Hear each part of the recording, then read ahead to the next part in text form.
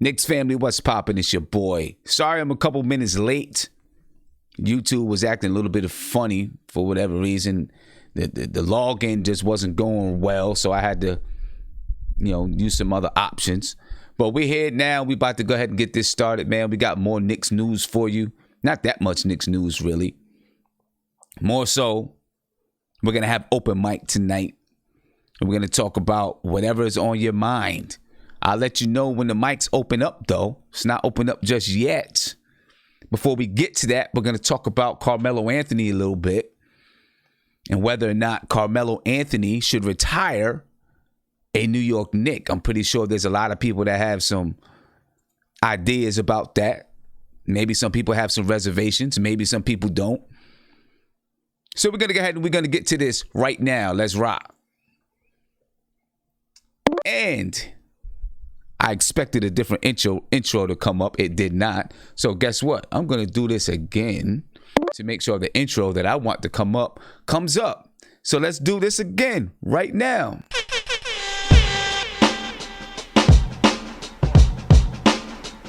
Make sure you make a deposit for your opening night tickets. Do that today because they're going quickly. Subscribe to the channel, ring that notification bell. You'll be notified anytime I go live, drop a video, post in my community section. Whenever that it is, make sure that you are subscribed to the channel or you're going to miss out. I'd also like to announce one other thing.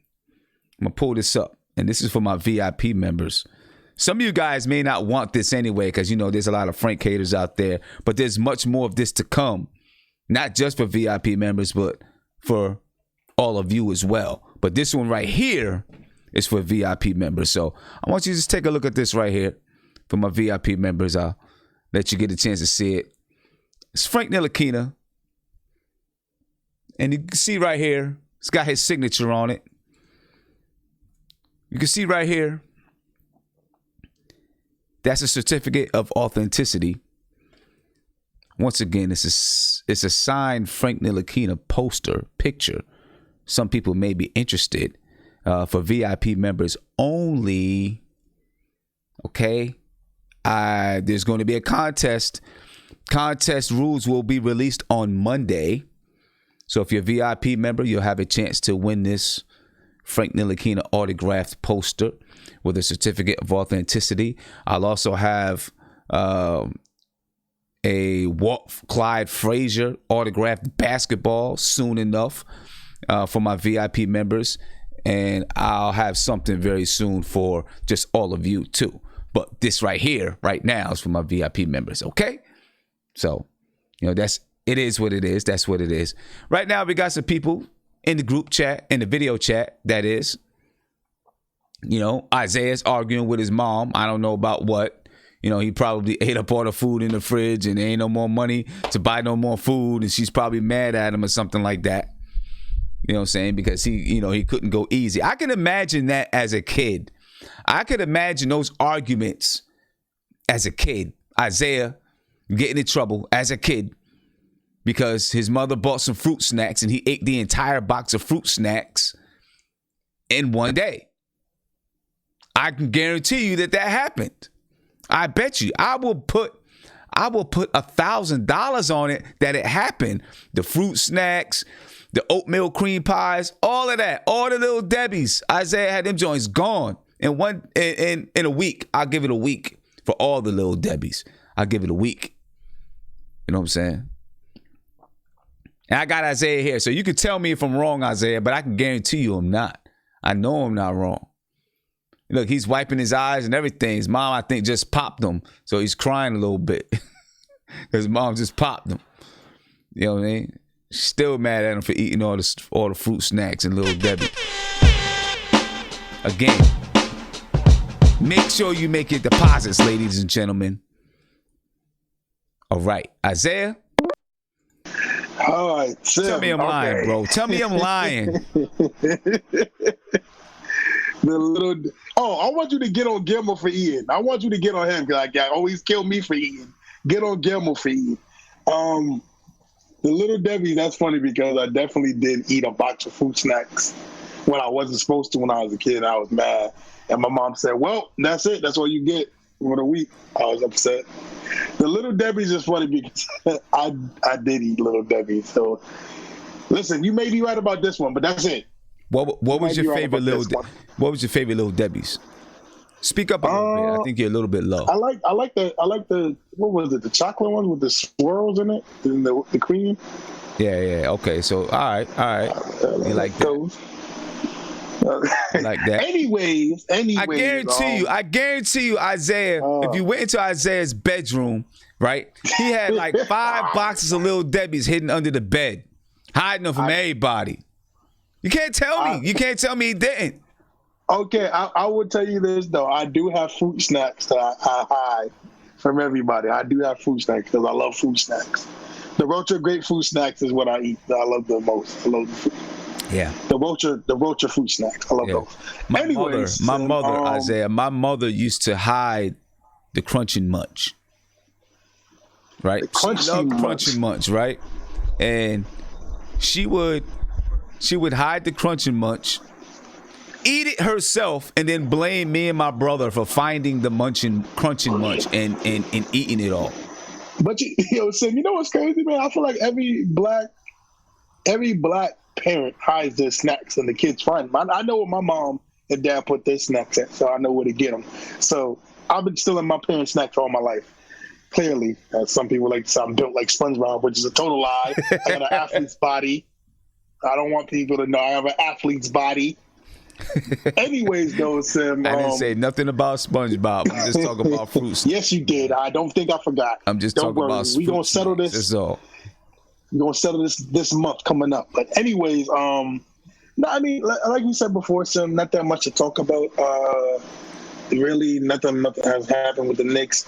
Now, I know everybody's talking about the whole Carmelo Anthony thing. I do have a really big opinion on that, and I was actually shocked today. Well, we're gonna get to it. Don't jump. Oh, yeah, okay. Don't jump the gun. We got other people we need to introduce. Jeez. Okay, my fault. Okay, my fault, man. Get this guy, Lee. That's what I'm talking about. Already trying to jump the gun. All right, so you see everybody popping in the chat, ladies and gentlemen. Right? We got City for Real, Nate, Rob the Nick, Andrew TV, Guermo, Isaiah. I'm gonna ask you guys to please go ahead and put your name in so that everybody can see your name, please. All right. Guermo, what's good, man? What's popping with you, man? How you feeling? No, man. I'm feeling good, man. Just waiting for the NBA season to start, man. You see these guys trying to bring back Melo, excuse me. You got LeBron James who can't stop fiending for attention, dunking at his son's school, but he doesn't want to play in the dunking contest. Just buffoonery having an NBA. So let's get to LeBron. it. That's what LeBron is always going to do. LeBron has always been that dude. You know what I'm saying? So LeBron's going to do that. You think it's a good thing? I don't know what it is, man. I know this. If it was my father and he came out and dunked, I would probably be like, "Yo, Dad, chill, man. This is my time. It's my time. This is my court. Let me have my time. You have your time. Let me have my time." Agree. I'd probably be that way if I was. Just real quick, I know you got other people. I just find it weird. And I'm not trying to make it ultra serious. I mean, they try to conflate it. All the LeBron rides, like, oh, father. No, you could be a good father in someone's life, but you don't have to steal your son's attention. Yeah. And then also put undue pressure on your son because people are going to be like, you have to live up to that now. Like, you're always going to be in the shadow of your father, and you're just emboldened that. So, I mean, it is what it is. LeBron James is just an attention whore to me. Excuse my language, but I can't. Well, he doesn't want to play in the dunk contest. You do all this stuff, but you don't want to play the dunk or participate in the dunk contest. Yeah, I feel you. I've always felt that way about LeBron. That's one of the reasons why I never really, Anyway, I've always felt that way about LeBron. Did you watch the debates earlier? What, the political debates? Yeah. No. No? Okay. Hell no. Why would I watch that? Why wouldn't to watch more liars and stuff? Come on, man. Come on, Sam. Why wouldn't you? Because I already know what it is. I've watched debates and it's fruitless. You know what I mean? Like, I watch these guys sit back and forth. Look, I know what the money's tied to. I know what it is. I know the game. It's not. This is where I disagree with everyone, because I watch. Obviously, I watched the debates, right? I watched the Democratic debates. I watched Republican debates. I watch Fox News, and people ask me, why do I watch all that stuff? You know why? Because regardless of what I feel about them or whatever's going on, I need to stay abreast. Oh no! I'm very abreast. But the thing about it is that I could care less about. I look at who the benefactors are. Right. I'm not trying to get too political or conspiracy. I look at the people who are funding the sides. I look at where the money flows. I could care less about the politics or stuff. It's just hogwash back and forth. Now, Denzel Washington said the greatest line ever. Said, if you don't watch the news, you're uninformed. If you watch the news, you're misinformed. So, yes, I'm like you. I watch news to stay abreast of stuff, right? But all the debates back and forth, I mean, that's entertainment. Like, when these people get in power, you see where the money's flowing. You see where the benefactors are. You watch how the Federal Reserve acts. You watch how the IMF, the World Bank acts.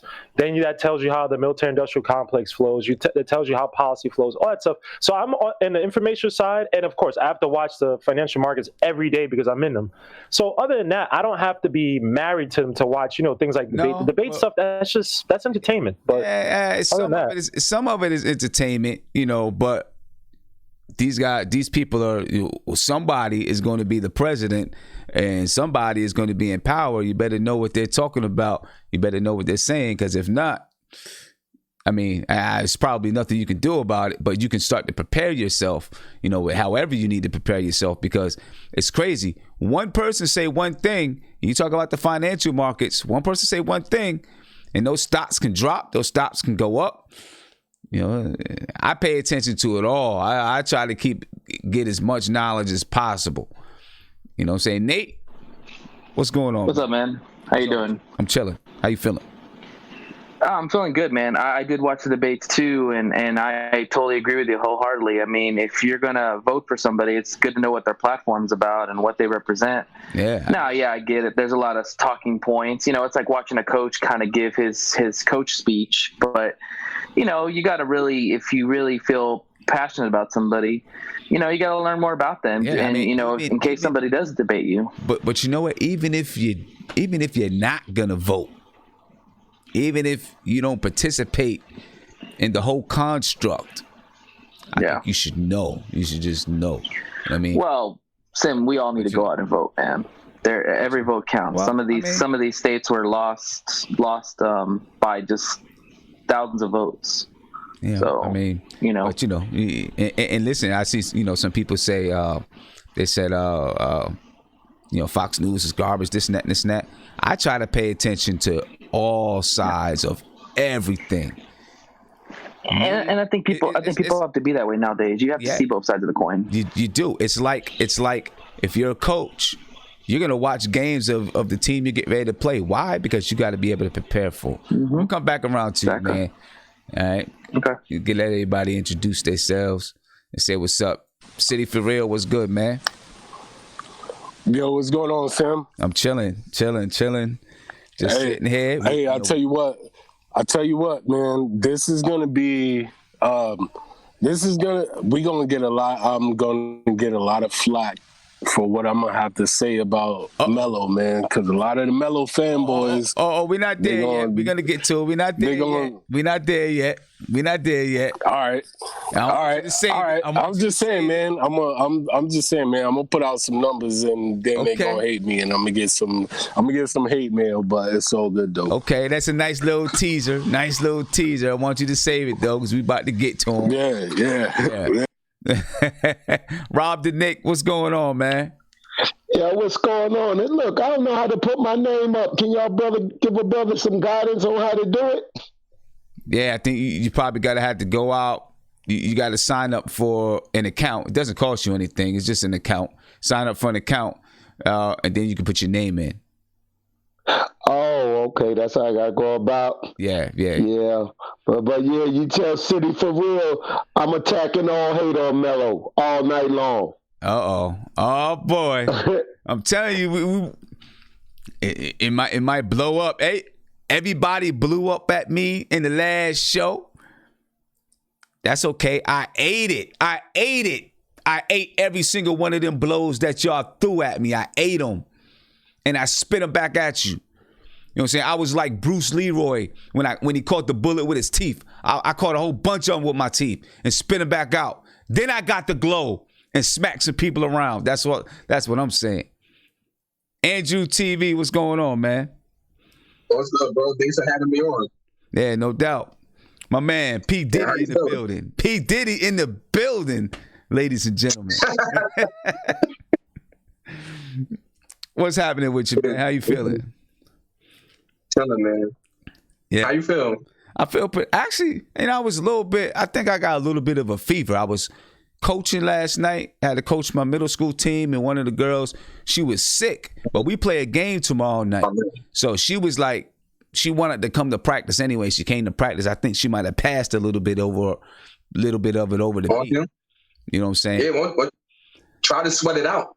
Yeah. That's what you could try to try to sweat it out. You know what I mean? Right. You know what you could do? You put some Vicks on and everything, and also go in the shower, just turn on the hot water and try to sweat it out for a good 15 minutes for all the steam, try to sweat that out. Yeah, I feel you. I feel you. That's what I'm gonna have to do, man. But I'm gonna get into this Melo talk real quick. All right, we're gonna talk about this because I'm pretty sure this is gonna be a topic that people are gonna be, zooming about. Not much New York Knicks news going on besides this, to tell you the truth. Right? Not much New York Knicks news going on, and I know how a lot of people feel about Carmelo Anthony in this chat. Some people love him, some people hate him. Some people never want to see Carmelo Anthony and the New York Knicks mentioned again. It is what it is. You know what I'm saying? I get it. I understand. All right, so we're going to start with this as we're talking about Carmelo Anthony. And again, make your deposits, ladies and gentlemen. Carmelo Anthony is having a hard time getting back into the NBA. Some people say he's being blackballed. Some people say he just doesn't deserve to be back in the NBA. I disagree with that. I think that Carmelo Anthony could help out some team somewhere in the NBA. He's not the same Carmelo Anthony that he was a few years back. But he can still play basketball and he could still help somebody out. I do find it funny, though, that people like Damian Lillard, they starting a hashtag or whatever to get Melo back into the league. But my question to those guys, you're doing a hashtag, you're doing all that stuff. Are you going and you talking to your front office about a spot for Carmelo Anthony, or is it just for appearance? You know what I'm saying? And if they are not, talking about, really trying to get Carmelo on their team and get Carmelo a spot in the NBA, then is it all just for, show? That's my question. You know what I mean? That's all I got to say about that. A lot of people, have a lot of things to say, but are you doing anything to try to help get Carmelo Anthony on your team? And And maybe they're not, because maybe they don't want Melo on their team. I don't know. Maybe they just want to say, hey, support my brother. But anyway, let's bring this back to the New York Knicks.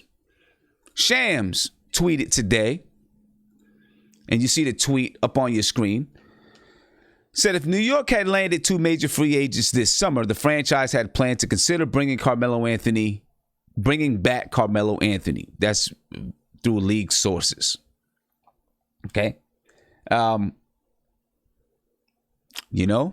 think that was probably, I think most people probably knew that or had an idea that could happen.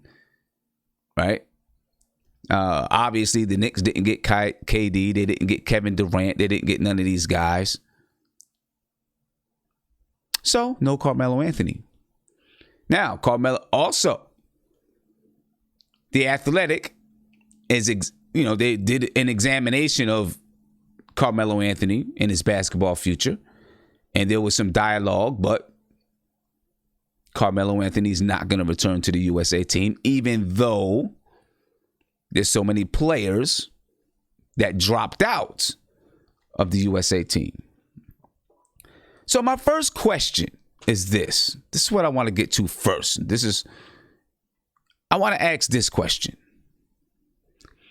Is Carmelo Anthony being blackballed from the NBA, or is it, his locker, the locker room stuff? I don't know if there's been much locker room stuff with Carmelo Anthony. I'm going to be honest with you. I know he's had some issues with coaches, but there's been plenty of basketball players who's had issues with coaches and then not made it, didn't get kicked out the league. So I want to know, is Melo being blackballed, or he just doesn't deserve to play in the league anymore? That's what I want to know from you. That's what I'm going to ask you guys real quick. All right, we're not going to stay on this Melo conversation long. All right, we're just going to talk a little bit. It's not going to be too long. So let's see. We're going to start off with Isaiah. See what Isaiah has to say. As soon as he gets the fruit snacks, swallows his fruit snacks. Isaiah, go ahead, man. Is Melo being blackballed? Hey, Sim, I'm upset with you, Sim. I'm mad you don't want to do this longer, because we could talk all night about this, Sim. But and you know it. I mean, we all got a lot. I know, but we're not going to talk all night about it because he's not a Knick. Okay. So okay, all right. I guess that's fair. No, Sim. Sim. He is not being blackballed. I'm sorry to say that. I know you love Melo. He is not an NBA player no more. He is not. I am sorry. He's not blackballed. Is the cruel fact about Carmelo. His game is the style. Okay, let me say this. The style he plays and the way the NBA is going, he's extinct. I'm sorry. He just can't. He can't play in the NBA no more. I'm sorry. I disagree with that. I think there's definitely ways you can find. I know you're gonna. Anthony. I know you're gonna disagree about it. It's not even about that. I'm a fan. Carmelo Anthony, I can guarantee you, is better than 50% of players in the NBA. Okay, right? Sim, there are teams that I believe could still use Carmelo Anthony and benefit from some things that Carmelo Anthony could bring offensively if he was willing to come off the bench.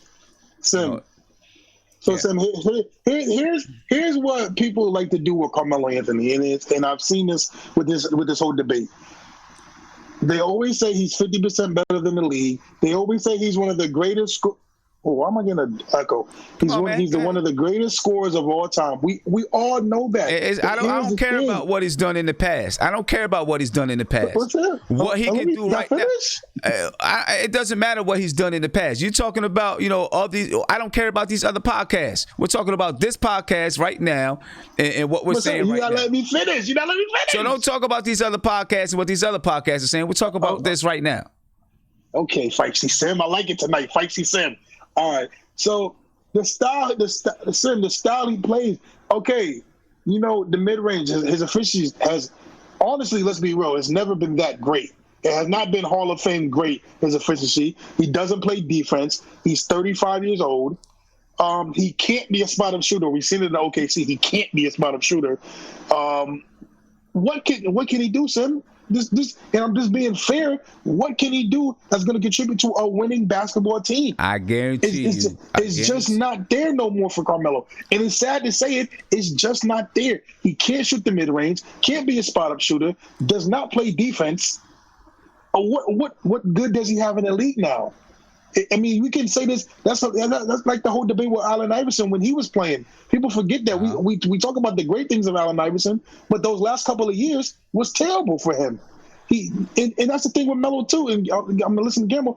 Melo does not want to change. He says he wants to change, but his play does not stay that. He does not want to change. How do you know it's just hard for him? It's too late for him. I'm sorry. I disagree with you. I think that Melo, if you put him in the right situation with the right team, obviously not a young team, right? You put him in the right situation with the right. We gotta stop. Listen. Stop! Don't interrupt me now. No, you asked me to let you talk. I let you talk. Right? Put him in the right situation with the right team. He can still rebound the basketball. Right? And yes, he's an ISO player. And there are times when every team needs somebody to go ahead and score. I guarantee you he can still go out and get you some points if you need to. He may not get 20 minutes a game. Maybe he only gets 15 minutes a game. And he plays situational basketball. Now, obviously, Carmelo Anthony would have to agree to that. I think at this point in his career, knowing that teams don't want him, he probably would agree to that. You know what I'm saying? Now is when you become. It's just like you have certain players in the league who can do certain things, and so you play situational basketball with him. You know what I'm saying? Where, all right, you know what? We need someone that can go in and get us some points. Maybe he's playing with a team off the bench, and he can come out and he can be the focal point of that team off the bench because they don't have players on the bench. They don't have a deep bench, so they need someone who can come off the bench and get some points. And give that 15 minutes a game that can get some points. That's the kind of role that he could play. Sim, he played with Chris Paul. He played with Chris Paul. What does that mean? What more what does that mean? Come on. Hold on, time out. Don't do that. No. Look. Everybody always, people point to OKC. They point to Houston, right? Those teams crashed and burned with or without him. People look at it and say, "Oh, no." They try to no. It can't be perfect for Carmelo Anthony. You know the NBA. The NBA is about changes. People want to look at OKC. They look at Houston, right? And they try to put it on Carmelo Anthony. He's the reasons why that they weren't doing well. And then when he was out of there, they expect the teams to do better, and they did not. So obviously that wasn't the reason. You know what I'm saying? Houston, they clearly had their own issues. You know what I'm saying? I mean, obviously, you see things that happen. You see things that happen. I'm not saying that Melo is a perfect player. Not saying that he's a perfect player at all. Never in my lifetime would I say that. But I believe he could still play in the NBA and still probably go out and get you 12 to 15 points per game. You know what I'm saying? Isaiah, Nate? Yes, Sim, I agree with you, man. I mean, if Vince Carter's playing at 39 years old, Melo can sure as hell play at 35. I mean, he's still got some game in him. Yeah, is he the Melo of old? No, he's not. We knew that already. But I can think of a handful of players that I would rather have. I would have Melo over those guys on the bench. The guy can still shoot the ball. He's not devoid of being able to shoot. Yeah, does he have deficiencies in his game? Of course he does. He's 35 years old. He does deserve another chance on the team, and I sure as hell hope that these guys that are saying these hashtag Melo farewell tour, I hope they are talking to their GMs. Because, hey, practice what you preach. Seriously. I mean, if you're really saying, hey, give him another chance, well, hell, the Portland Trailblazers could use Melo. I don't see why he can't come off the bench. They need some depth. I mean, the thing is, Melo has to agree to be the guy to come off the bench. he has to agree. Well, he's gonna, and he has to humble the himself. You know what I mean? Here's the thing: either he agrees to come off the bench, or his career's over, or he's done. No one is going to start this guy. Yeah. You know, I mean, he's 35 years old, and he's had a great career, and it's time for him to just, you know, try his best to try to win a chip, man. Try to get on a team that maybe have a chance at least to contending for a chip. You know, be a piece of the puzzle. I mean, he could be a sixth man. You know, nothing wrong with that. You know, but the thing about Melo is that Melo gets the perception that he chases money, that he's not a team player. Well, so a lot of NBA executives are scared to sign him. Well, Melo has chased money. You got to say that, right? Melo has always been about his money. There's no doubt about that. Back in 2010, when LeBron and those guys went to Miami, and everybody knows the story behind it and all that kind of stuff, Melo had his chance to be able to make himself a free agent in 2010, and instead he chose to extend himself with the Denver Nuggets. Why? So he can get his money. Melo's always been about his money, and I mean, I don't care that he's always been about his money, but Melo's always been about his money. He wanted to make sure he got his money. That's that. You know, Melo always got his money. Let me get to my man City for real. City, you there? Yeah, yo, I'm here, man. Go ahead, man. I know you. I had to come on back so we could get some light, man. You was gonna blow up the chat. Go ahead, bro. Yo, all right, yo. So check it out, right, Sim. First things first. I just want to say this, right? Since we on the Melo topic, I gotta say this. No matter what team he went to, if he is the guy that we claim that he is, right? If he's the guy that we claim that he is, right? He should have made those teams better than what they were. You get what I'm saying? When those teams got into the playoffs, what did they do? Well, they did nothing. They got eliminated. When you getting a guy, when you getting a guy that's supposed to be, you know, the prolific scorer, and I'm not trying to discredit the man, but what I'm saying is, if he is what he is and what we claim him to be, then whatever team that he goes to, he's supposed to make them better and get them over the hump. He hasn't gotten us over the hump. He didn't get OKC over the hump. He didn't get Houston over the hump. So, I mean, that's what I'm saying. You look at a guy like Kawhi, he came in, what did he do? He got them over the hump. He got them to the promised land. Well, I don't think Melo was ever that guy. But people claim for him to be that guy. No, they did. And this is what I'm saying. We got to stop doing that. We got to acknowledge him for what he is. They did. People claimed for Melo to be that guy. And let's put it like this. The Knicks, we got Melo at the point in his career where people weren't sure if he was that guy or not. And being with the Knicks was the time for him to prove it. Now, I can't say it was all Melo. There was some New York Knicks organization, some Melo. But You're right. Melo was maybe never that guy. But it's very hard to say. It's very hard to say. It's just very hard to say. You know why it's hard to say? Because he never had the team around him, and part of it is his fault. Right, because he can't say that, Sam. Well, you can't say he never had the team around him. He did. He had the team. He had teams around him. Who? Yo, he had teams. He had teams when he was in Denver. He had a great team. He had a great team when he was here in New York, when Jason Kidd was the point guard or whatever. Well, even now, look.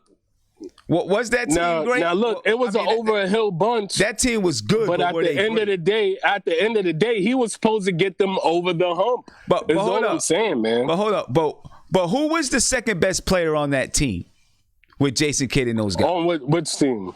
With Jason Kidd Melo. What Tyson you talking Chandler. about? Are you talking about the year J.R. Smith won the Sixth Man of the Year? That was that year where the Knicks won 54 games, right? Who was the best player? Yeah. I mean, who was the second best? Second best player? We got to give it to Smith because he won Sixth Man of the Year. But that's what I'm saying. Though. That's exactly what I'm saying. At the same time, you had Jason Kidd.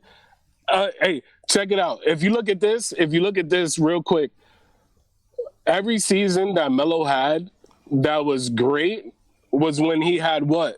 Was when he had a strong point guard. Exactly. Right. So if you got that, you got to get over the hump. That's all I'm saying, man. You just you got to get over the hump. But I just don't feel if you like, as great as what everybody makes you out to be. I just don't feel like he really ever had, and part of it is his fault. He could have went to Miami and had a great team around him and won championships with Miami and been a big part of it. Exactly. So part of that is his fault. But I also feel like, at least with the Knicks, they just wasn't. They never really put the right pieces around. Yo, Guermo's about to spaz out. He got something to say. Guermo always got something. He's going to come up with a conspiracy theory. But I never felt like Melo never really had those type of players around him. Now, but if he was as good, like City for Real is saying, if he was as good, even if he didn't have those pieces around him, maybe he could have got the team. If he was the guy that we thought he was, maybe he still could have got the team to the Eastern Conference Finals without having those pieces or something like that, right? When he was in Denver, he went to the Western Conference Finals. He didn't get there until Chauncey Billups came there because Chauncey Billups was a strong leader. Melo has never really been a strong court leader. He's, kind of quiet for the most part, from what I understand in the locker room, kind of quiet, does things his way, but quietly. You know what I mean? In New York, it was such a fiasco. It was such a fiasco. You know what I'm saying? And all I can say is part of it was his fault. Part of it was the organization's fault. I'm not trying to take anything away from. I'm not trying to. What I want to say. I'm not trying to place no blame on Carmelo Anthony. Carmelo Anthony is just as much blame as the Knicks organization, and not because of the fact that he forced the trade. I don't believe that. I believe that the Knicks, there were things that they had the chance to do after the trade and they couldn't do it. But Carmelo Anthony is just as much his fault, for not dedicating himself to the defensive end like he could have. Carmelo Anthony had all-world potential. He had all-world talent. He could have been he could have been second to LeBron James. I really believe so. He had that kind of talent, but I don't know if he had the mindset. Melo didn't really take care of his body. Maybe later on in his career, he started to take care of his body. Earlier in his career, he didn't take care of his body. You look at LeBron James. As much as I'm not a LeBron James fan, LeBron James has always had that mentality that I'm going to take care of my body. I'm going to make sure I'm healthy. I'm going to make sure I'm right. I'm going to dig in on the defensive end. I play basketball the right way on the offensive side. Carmelo wasn't that guy. You know what I'm saying? So we probably, maybe we made a mistake thinking that Carmelo was that guy. The Knicks did. Back then. I still do believe, though, that he could play in the NBA.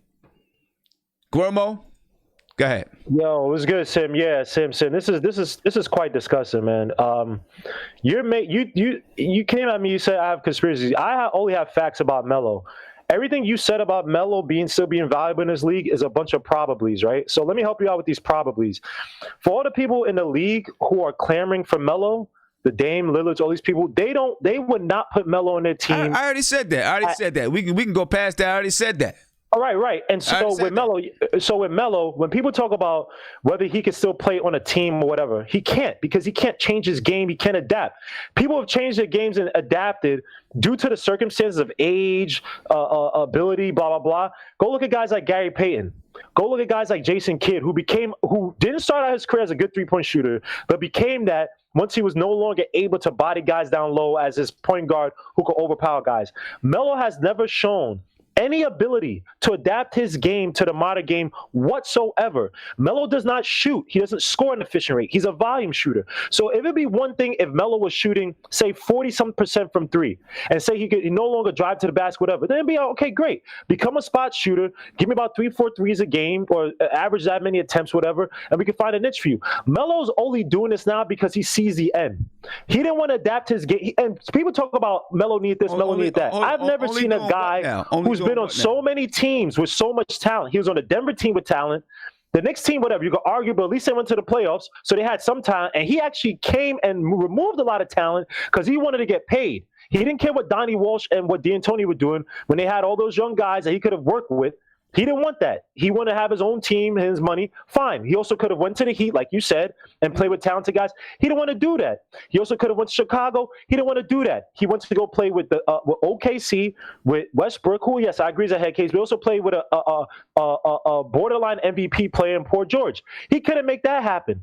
He went to the Rockets, a system where he gets the ball, literally just shoot the three and score as much. You could be the guy after James Harden to score, and he couldn't do that. So why are we clamoring for a guy who doesn't want to take care of his body, has no leadership skills? Because look what he did with Jeremy Lin. He was a guy who hated on Jeremy Lin, hated on Lin. Let me ask you this. Because you come on, man. He has no intangibles. What intangibles does Melo have? Hold on. Let me ask you this. Who was his best player in Denver? Who was his second best player in Denver? I'd probably say it's probably JR. J.R. Smith. Second best player in Denver, second best player in New York, J.R. Smith. Yeah, but Sim, he also had J.R. Smith, K. Martin. I'm not saying K. Martin was great. He also had Nene. And did he have Billups? Did he have Billups with him in Denver? He had Billups for like 1 year. He had Allen All right, but why are we making caveats for the guy? Look, if Melo... No, I'm not making caveats. But, I mean, I just asked you who his second best player was in Denver. You said he had this super talented team. The second best player was J.R. Smith. Who's the second best player in New York? J.R. Smith. You know what I'm saying? I'm not making caveats for him. I'm not absolving Melo of anything. Right? I'm just saying some of it has to be, some of it is his fault. Obviously, right? He could have went to Chicago. If he would have went to Chicago, he would have played with Derrick Rose and those boys over there. I don't know how well that would have went either. Right? If he would have went to Miami, he would have won championships. He decided to stay in New York. He wanted his extension, whatever. He wanted to make sure he got his Supermax money or whatever it was then. He got his money. That's what he chose to do. His mistake. But still, the best player then that he's ever played with, if the best player he's ever played with is J.R. Smith, I don't know. You know what I'm saying? I still feel like the guy, could play on a team in the NBA. You know what I'm saying? Does he have to change his mentality? Yeah. Yeah. Of course he does. Would he be willing to? That's the answer. That's the question. Talent-wise, ability-wise, talent-wise, he could play. All right? Now, I'm going to come to Andrew. Okay, thanks, man. I'm going to come to you, Rob. I'm going to come back to Andrew. But going back to Melo, right? Can he still play in the NBA? Yeah, he can still play in the NBA. But his problem is the NBA has evolved. You know what I'm saying? He's not a good three-point shooter. That's his main problem. He's not a great three-point shooter, and he's not able to post up because the NBA doesn't really cater towards that anymore. If he can still post up and you put him at the elbow, of course, he can still play perfectly fine because those are the positions where he could just jab step and shoot the ball. That's simply easy for him to do that. He could do that in his sleep. But if they're going to put you at the three-point line because they want this space and they want the guards to penetrate and shoot threes and you have to be a spacer and you have to be a 3-and-D guy, that's not what he's good at anymore. But if you still could you can still put Melo at the elbow, you can still put him at the low post area, and he can still punish guys. He still can do that in this day and age. You know what I'm saying? But the thing with Melo, his whole career. But look, I agree. His whole career. Hey, Andrew, I agree with you. And I think that there's still teams that will use some of that system. They're not going to use that totally because a lot of the game is, you know, is you know, up tempo. Melo's not going to be playing up tempo. He don't have no speed. Yeah. He never had speed, so he's not going to play up tempo, right? You know, so, you know, you have to put him in situations. A good coach, you know, have to put him in situations where, you know, okay, Melo, we're gonna let you. We're gonna give you, playoff basketball. 10 minutes. We're gonna give you 5 minutes here to go get yours. We're gonna give you 5 minutes here to go get yours. 5 minutes here to go get yours. The issue: will he accept that? That's the thing. Will he accept that? Playoff basketball? Yeah, you're probably right. He's perfect for that because the game slowed down during the playoffs as a half-court game. So you can post him up. You can put him at the elbow. And you put him at the elbow when they run horns. Melo never really played in an offense when you looked at when he played with the Knicks or he played with Chauncey. Chauncey knew how to get him in spots where he was effective. The same thing with Jason Kidd. When you run horns, I don't know if you remember when he first came to the Knicks with Chauncey. Chauncey would always go like this. Yeah. That was right elbow. So he would put Melo at the right elbow, give him the ball, they clear out. They give Melo, you know, he has the jab step. If you overplayed it, he'd get around you 1-2 dribble, he could get to the basket. He had that little mid-range shot he had. He would be perfect. The problem with Melo was he never was a good playmaker and he wasn't a good three-point shooter. That was the hole in his game, and he wasn't super athletic. And did he have talent in Denver? Yeah, he absolutely did. But Melo, he never was a playmaker. You have to put him with a playmaker. Now people say, well, he played with Chris Paul, but that Mike D'Antoni system is not catered to him. They had him on the perimeter as a three-point shooter. That's not his game. If you do that for LeBron James right now, he's going to struggle. He needs the ball in his hand. He needs to play in a 1-4, 1-5 pick and roll. You put him at the, you know, he can post up somewhat. Yeah, he can still hit a three, but that's not the bulk of his game. You play him like that, he's going to struggle. So why would you do that for Melo? That's not he never been that from when he was young in the first place. You have to put him at the elbow, or you can pick, if you put him at the right elbow, he can throw the ball back to the point guard. The point guard comes, he sets the screen. So when he sets the screen, then he could pop to the free throw line or roll to the basket. He get a layup, a dunk, or he shoot the little mid-range jump shot. That's how he could be utilized. But for the most part, they're not playing like that in the regular season. That's playoff basketball. He has to play in the system. Like, he would fit in Golden State. He would fit there. You know why he would fit there? Because they would utilize him like that. He could play some power forward. You throw the ball to Stephen Curry and he sets the screen and Steph go to the basket. They rotate to Steph. They throw about to Melo. He's shooting mid-range jump shots. He would knock those down. The thing is, he won't be able to play on the defensive end. I don't know how they're going to utilize him there. You understand what I'm saying? His game is more catered to, he's a half-court player. He's not a phonetic place up and down. You know, you space the floor. You can't do that with Melo in this day and age. So that's why even when he played with the Rockets last season, he averaged about 13 points a game. It wasn't like he was out there and looked like he couldn't hang. He still had some games where he looked effective, but they turned him into a three-point. And Kyle Korver is still playing today's NBA, who's older than Melo. Melo can still play. The difference, Kyle Korver is a better three-point shooter. And Kyle Korver only gives you one thing, is three-point shooting. He runs off a curl, he catches the three. Yeah, I mean, he catches the ball, he can either shoot the three. He can't attack off the catch. The only thing he does when he runs off the curl, you roll the big that sets the screen for him, he can throw it over the top to them and they roll to the basket. That's basically what he does. But Melo can still play at the post and the elbow. He can still do that. He just never had, when he had Chauncey was older. He didn't get a young Chauncey, but he did have Andre Miller.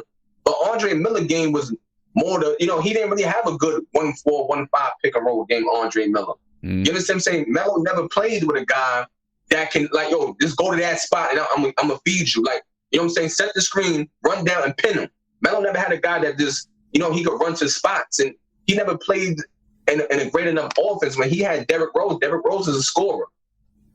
You understand what I'm saying? And if you look at Melo, his game is similar to a Kyrie Irving's. He needs the ball in his hand. He needs to score.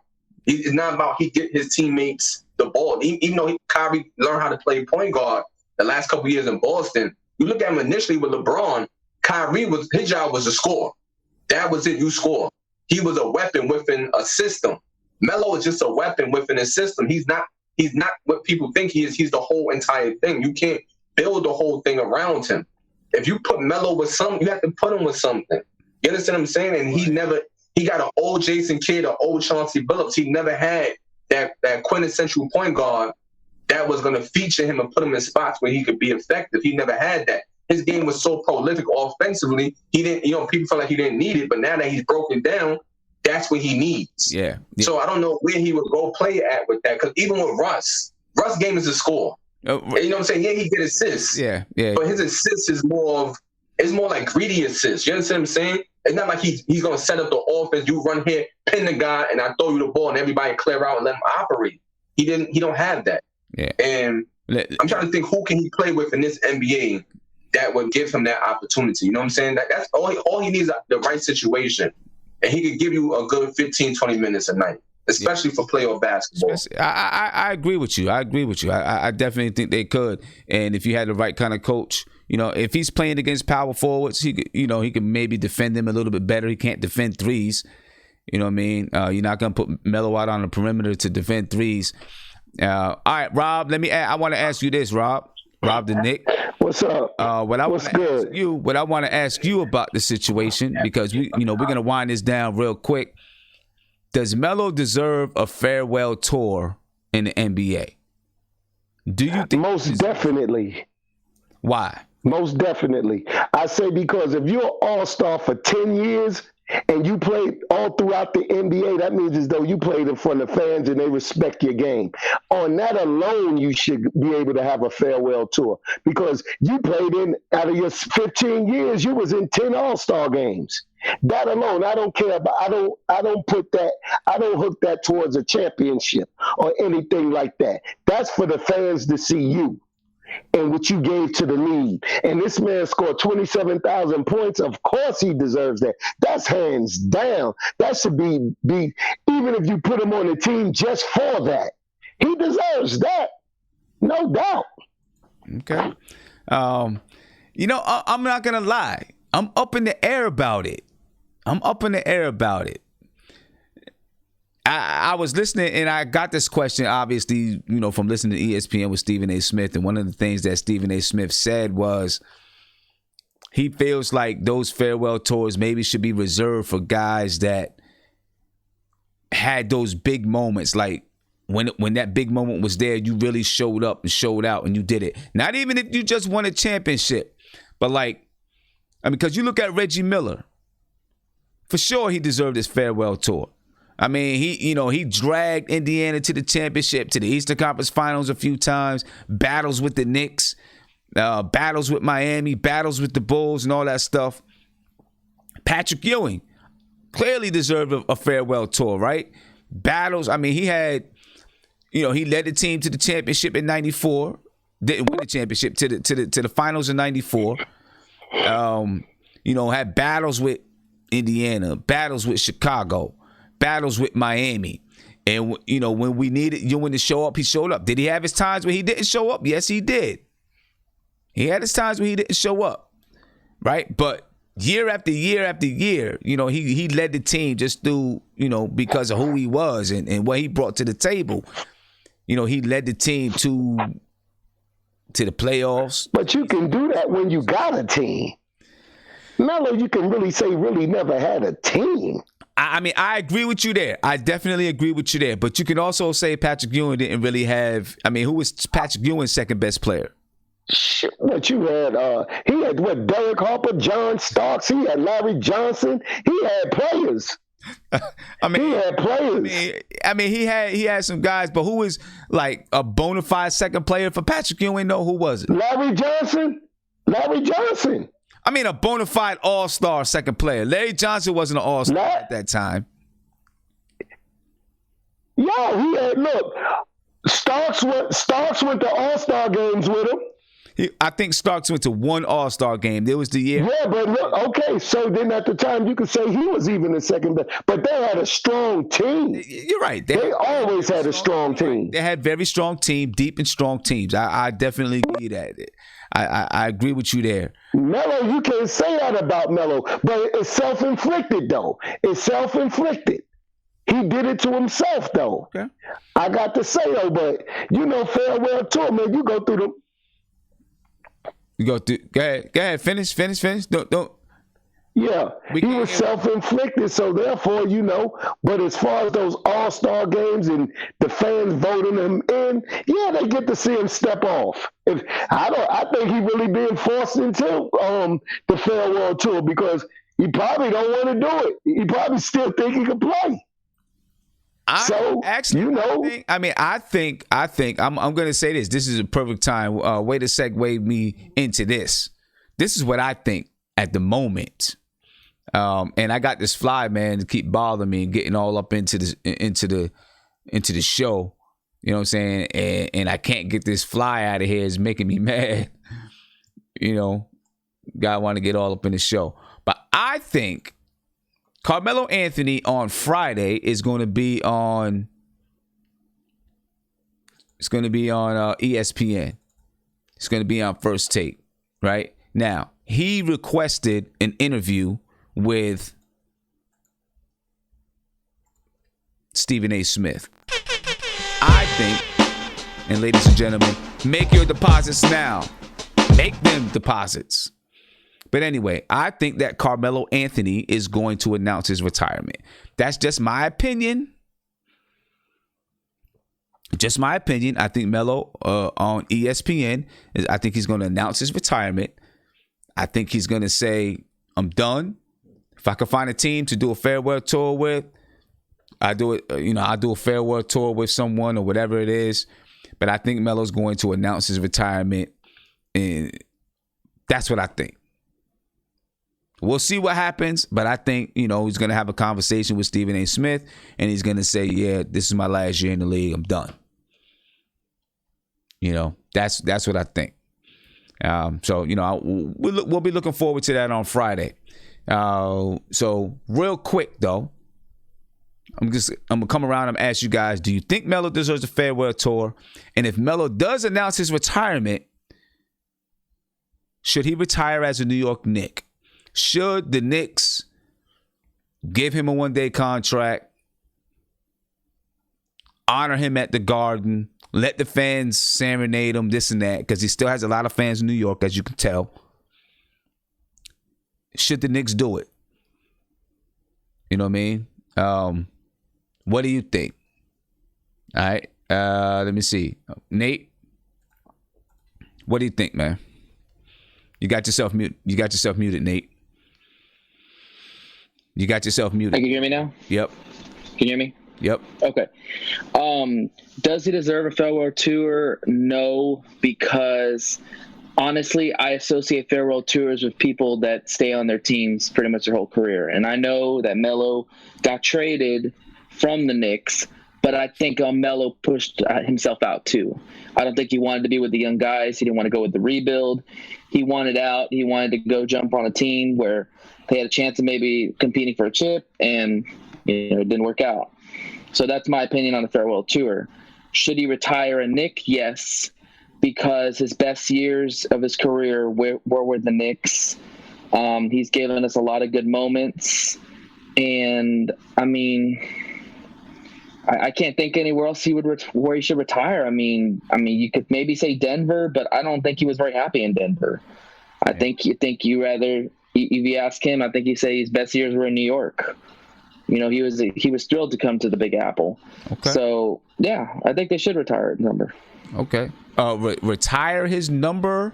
I wasn't really saying. I'm sorry. Not retire his number. I was just saying retire him as a Knick. Sorry. Retire as a Knick, and kind of retire as a Knick. Maybe do something. Maybe the first game. Maybe you just sign him in the first game he comes in, and you let the Garden crowd. Yeah, they did that to Amari. I think didn't Amari? Well, I don't know if he did. Like, he signed. But I don't think he got a chance to have the crowd do anything. And he didn't have the all hoopla, but he retired a Knick, so I think he should. Yeah. Okay, all right. City for real. What's up? What do you think? Yo. Yeah, what's going on, man? Yo, Sam. Yep. Can you hear me? Yep. We good on sound? Hey, I just want to say this, right? As a farewell tour, if it's just like NBA wise, yeah, he should get it because he did his thing in the NBA for sure. But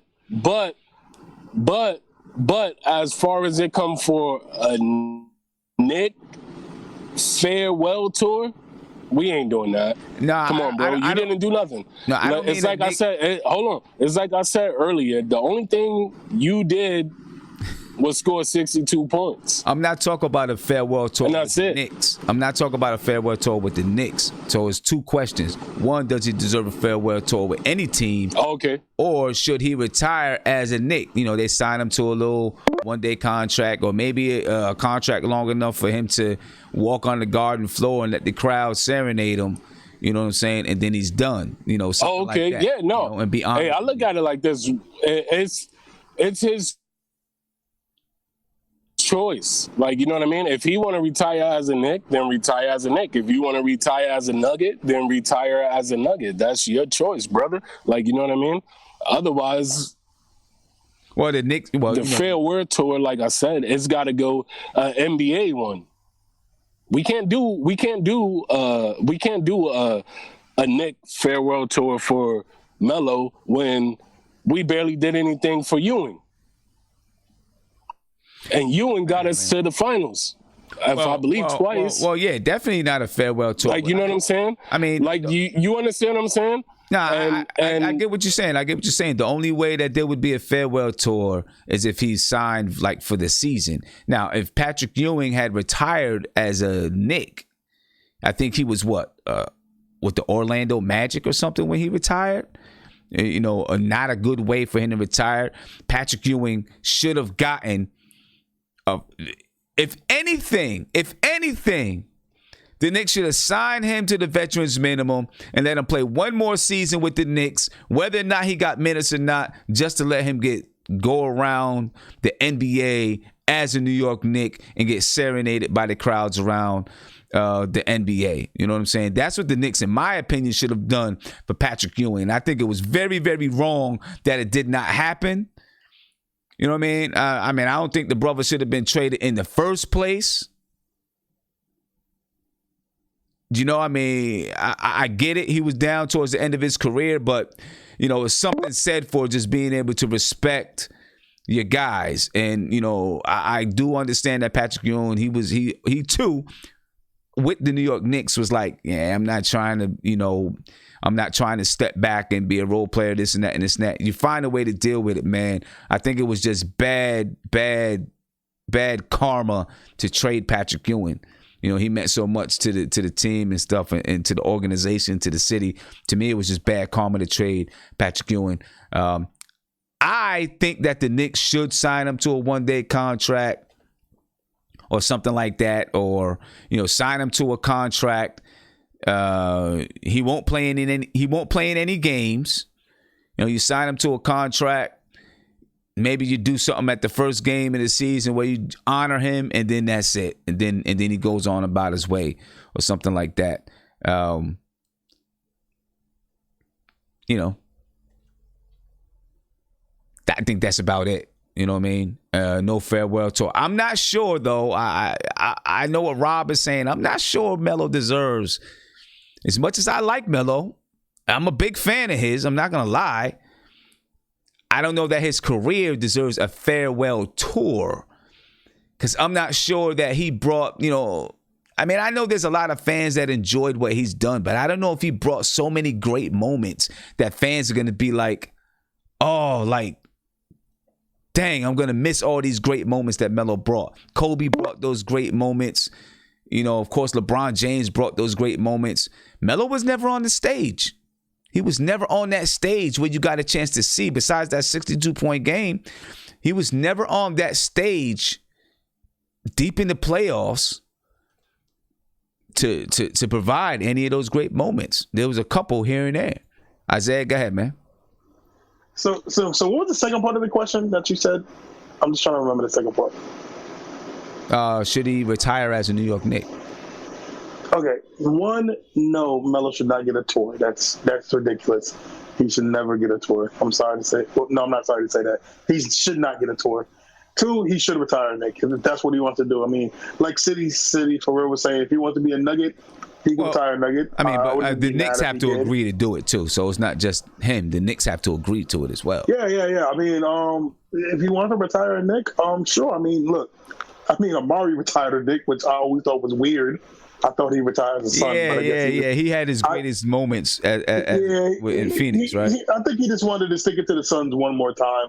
I guess. I guess that's what he wanted to do. Well, actually, I think what happened with Amari is I think he tried to, but they didn't want to do it or something.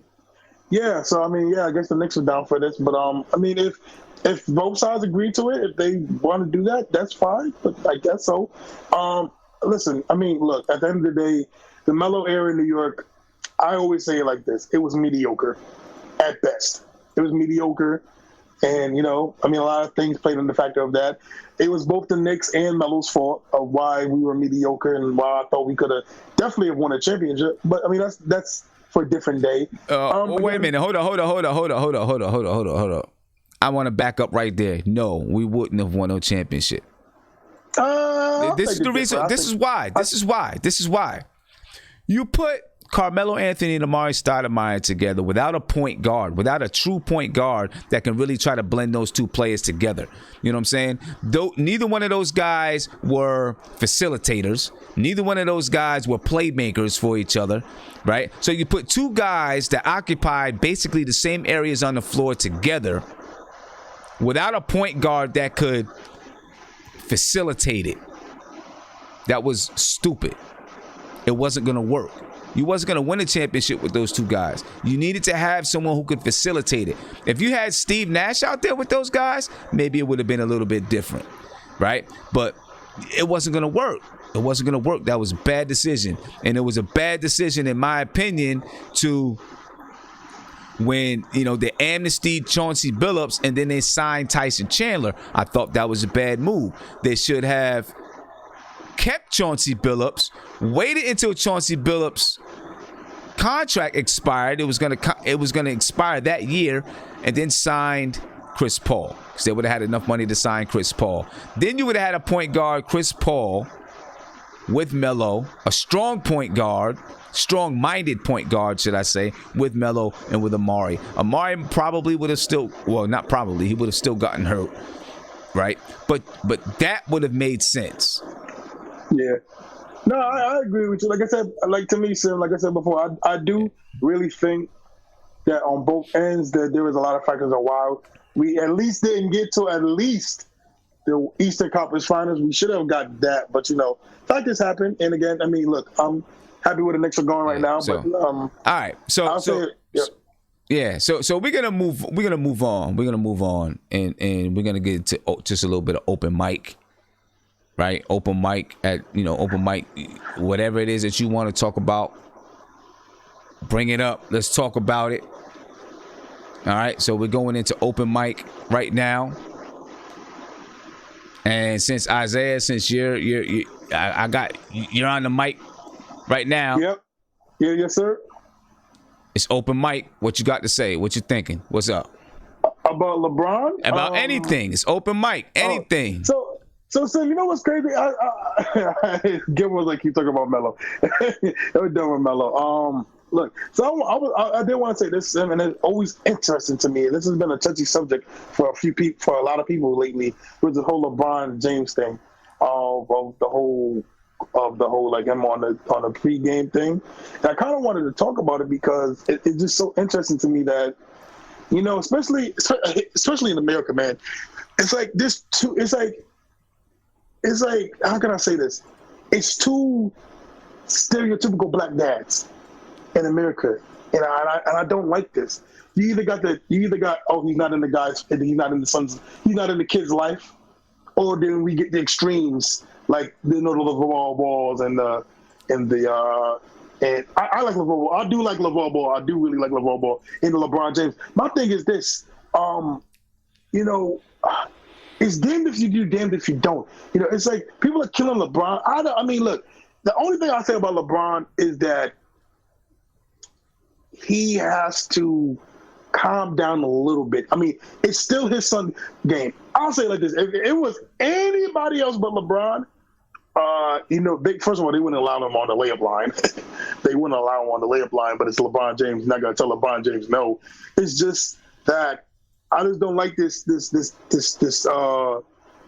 that I'm trying to figure out what you're getting at, man. You gotta spit it out, bro. You gotta spit it out. Like, what you trying to say? It's in my head.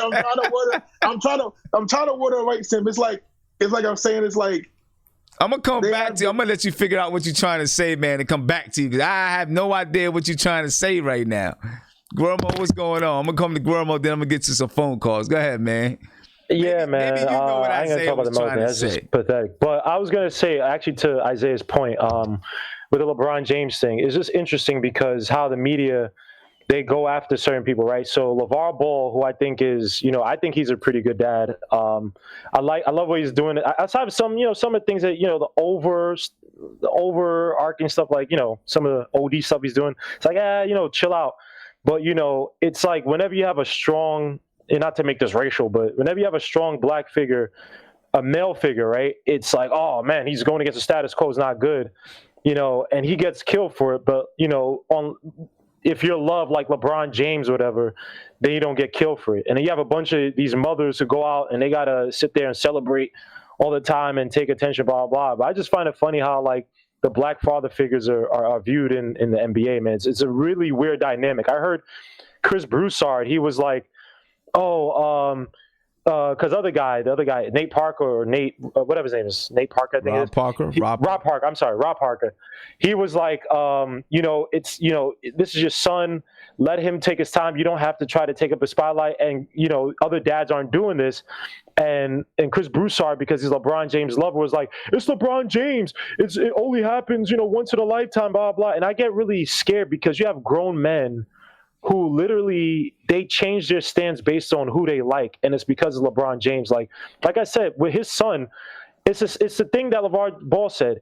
LeBron James' son may not be great because one, he may not have the drive because as a kid he has everything, right? LeBron James let's be honest, he had a degenerate mother who was robbing and committing crimes, whatever, and he had to stay out of school, didn't have a stable home, had no father in the house. So this guy, there's a fire burning inside LeBron, right? Maybe this validation that try to push him to become a great basketball player. Bronny may not be that. So if you're sitting there and he may not be as physically talented, blah, blah, blah, he may need that growth under a shell to kind of develop without all the attention, without all the pressure. And LeBron James, because he's such an attention whore, excuse my language, he has to steal that at a game where he's dunking. Like, literally, why would you even think of dunking in front of little kids? Like, what does that provide for anybody? And people are like, well, the son could have said, to do it, but the son could have been pressured, like, all right, dad, just do it, whatever. I'm happy that my dad is. He may not want that. So I just find it interesting how they portray the two, right? I see LeVar Ball on one hand, he's trying to push his enterprise for his son, try to make these guys, these, hardworking, hey, push your own enterprise, push your own brand, become your own brand, go for your own money. And he's, Christine Leahy, oh my gosh, a black man is talking about, and it's like they demonize him.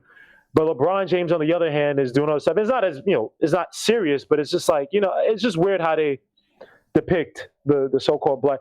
And on the flip side, I know it sounds bad and people are going to kill me. Look, I love my mother. I have a mother. I love my mother to death. I'll kill for her.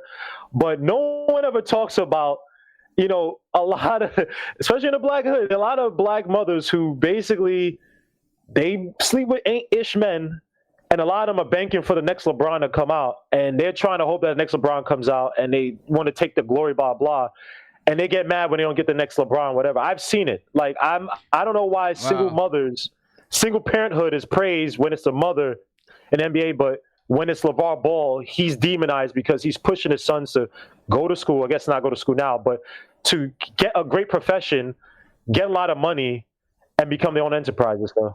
Well, I'm not gonna go in there with that whole mother thing. I ain't even gonna touch it. I'm gonna let you have that. You can say that for another discussion. I could argue against it because look, I love my mother. My mother's not single mother now because she's divorced, but I love my mother to death. So I don't have anything against mothers or women, blah blah. But it's like if you look at the NBA, they depend on a lot of kids from the hood who are from single parenthoods. And a lot of these agents, I'll even go to a deeper thing. A lot of these agents and these figures in the NBA, they pick on these single parents where it's like, hey, we'll sign with us or come with us, mess with us, these boosters or whatever, go to the school and blah, blah. And they prey on single parenthood.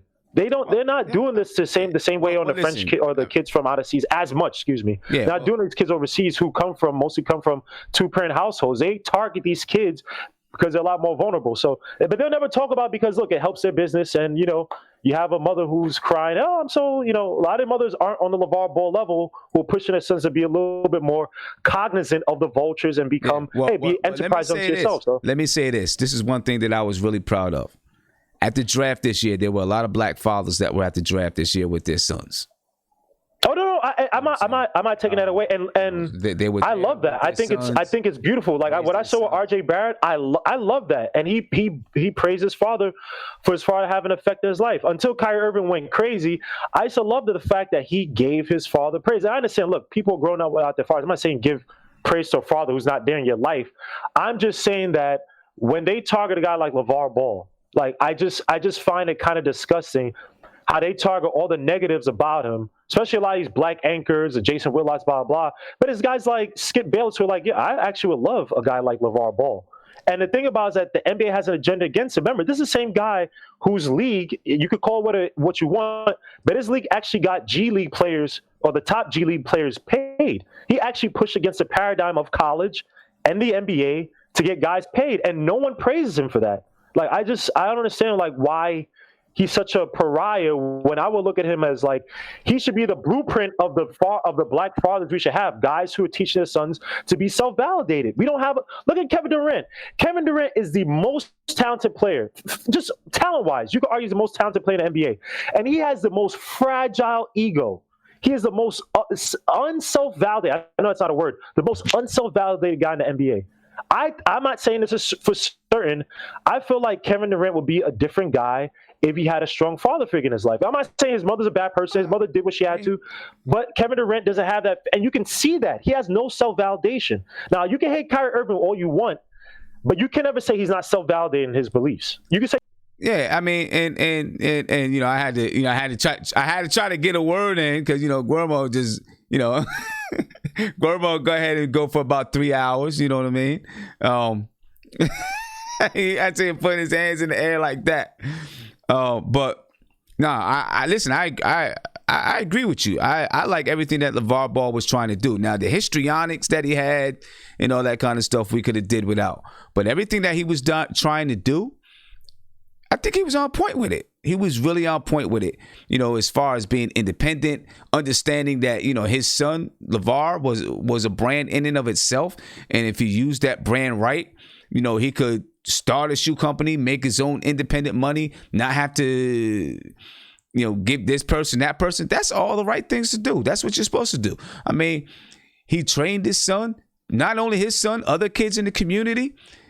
I have no problems with LeVar Ball, except sometimes when he runs off at the mouth. And even when he's running off at the mouth, when I see him on TV and stuff like that, I don't even take him that serious. I just take it as a guy. Now, he said the wrong thing to Molly Quorum. He shouldn't have said that. I think that was wrong. The way that he said it, he meant to say it. He tried to backtrack it. But I think the way that he said it, he meant to say it that way, and I think it was sexual the way that he was saying it. But most of the time, he's just a guy that, is just talking junk. You know what I mean? And that's, he's talking a lot of junk. One of those guys that's always got something to say, and half the time it's funny. I think he's a smart guy, smart dude. I think he was on point with what he was trying to do. I think he was really on point with what he was trying to do. Sometimes you just got to calm down a little bit, I think. You know what I mean? Let me see. I'm going to get to a couple of phone calls here, man. It's open mic. I'm going to do open mic every Wednesday from now until the season begins. You know what I mean? It's open mic. So if you have something that you want to say, call in right now, 516-405-2246. Let me hear what you're thinking. Let me hear what you want to say. You know what I mean? About any situation that's with the New York Knicks or in the NBA. If you got something you want to say, if you got questions, whatever it is, let it loose, let it fire. Let's talk about it. You know what I mean? Let's talk about it. All right, so go ahead and call in. Again, 516-405-2246. Caller, you're on live with Nothing But Knicks. What's popping? Hey, what's up, Tim? What's going on, man? Oh, man. No, it's a good show so far, man. Great show. Fireworks, couple of fireworks here and there. You know, I just want to address one thing, and I don't even want to really get back into it, but the Melo slander is gross. Melo is the only bright point of the Knicks' last 20 years. The only one. You know, and Melo, he didn't do anything wrong. The team, Phil Jackson, turned that team around when Melo was still on the tail end of it. Like, Melo would have given you 20 points a game. You just had to put a team around him. But Phil Jackson turned that team around and then destroyed him in the media. yeah, I mean, well, you know, I mean, Melo had his Melo things. so dirty. Well, Melo had his things too. Melo had his things too. No, you know, no, he had his things, but he's a player. You're supposed to go through those things. You know, like, I just don't understand where they did him dirty, and then he's got, like, he can never come back as a Knick. They did him too dirty. And then, other than that, I just wanted to say about the LeBron dunk thing. I don't understand why this is a story. It's LeBron James. He's at a basketball game. I mean, there's 2,000 people in that gym. That's 2,000 people who probably can't afford tickets to the Lakers and would love to see LeBron James dunk a basketball. Okay. And he's the best player in the world. All right. Jordan, you got a point there. For kids. Like, you got a point there. Whole videos that Come Fly With Me, all that stuff. LeBron James is out there, and like those. That's a memory those kids are always going to have. And people are talking about him like he's. I'm not even going to say LeVar Ball because I think LeVar Ball is doing a great job. But they're talking about him like he's overstepping his boundaries. That's his kid. I mean, he's the best basketball player in the world. Okay, like you're supposed to do that. Now, I'll say I do agree that a lot of you know the people that's there, you don't get to see LeBron James up close and personal that way. It's a small gym, you really get to see him up close and personal, dunk and stuff like that. But I also feel like you gotta let your kids have their moment. Especially this is just my opinion, especially if you're a star. I feel like you let your kids have their moment, But I get what you're saying. I got you. Hey, I don't even understand. His kid's a star. Like, his kid goes out and plays and shows everybody why everybody's talking about him, But it's the layup line, and you have the greatest basketball player on, top 2 in the earth at the basketball game, and he goes up and dunks the ball 3 times and then gets off the court and gives, probably signs hats and T-shirts and gives kids daps and, takes selfies for the next half hour, which they don't show. Okay. But he goes up and dunks 3 times, and now he's like a Tiger mom now. He's going over too far. This kid he didn't grow up like us. That kid's been in the limelight his whole life. He understands what it's about. I mean, I just don't understand why it's so polarizing that LeBron James dunked and gave. I mean, I don't know if it's polarizing. I just know if it was me and it was my dad. If it was my father, who my father is right now, I'd be cool. I'd be okay. It's funny, but. If my dad always, as a kid, if my dad was always jumping on the court, doing this and doing that, I might start to feel like, come on, Dad, just chill. Let it be. I don't know. Who knows? Maybe he doesn't feel that way. You know what I'm saying? Yeah. Maybe he doesn't. Maybe his son doesn't. Maybe his son likes it. Maybe his son wants him to be out there doing that. I don't know. But anyway, hey, my man. I mean, I would. I'm gonna let you rock, right, man. Have a good night, man. What's up to the chat? All right. And what Isaiah said earlier was the worst thing I ever heard in my whole life. What was that? So when he was talking about Melo, it was no wonder you kicked his butt in basketball. He doesn't know anything about it. All right, man. Have a good night. Peace. Yeah, I mean, LeBron James. I never was a big fan of LeBron James. I always thought he liked to, he did like a lot of the attention, but, maybe his son is cool with it. If his son is cool with it, I'm cool with it. It just is what it is. Again, give me a call, 516-405-2246.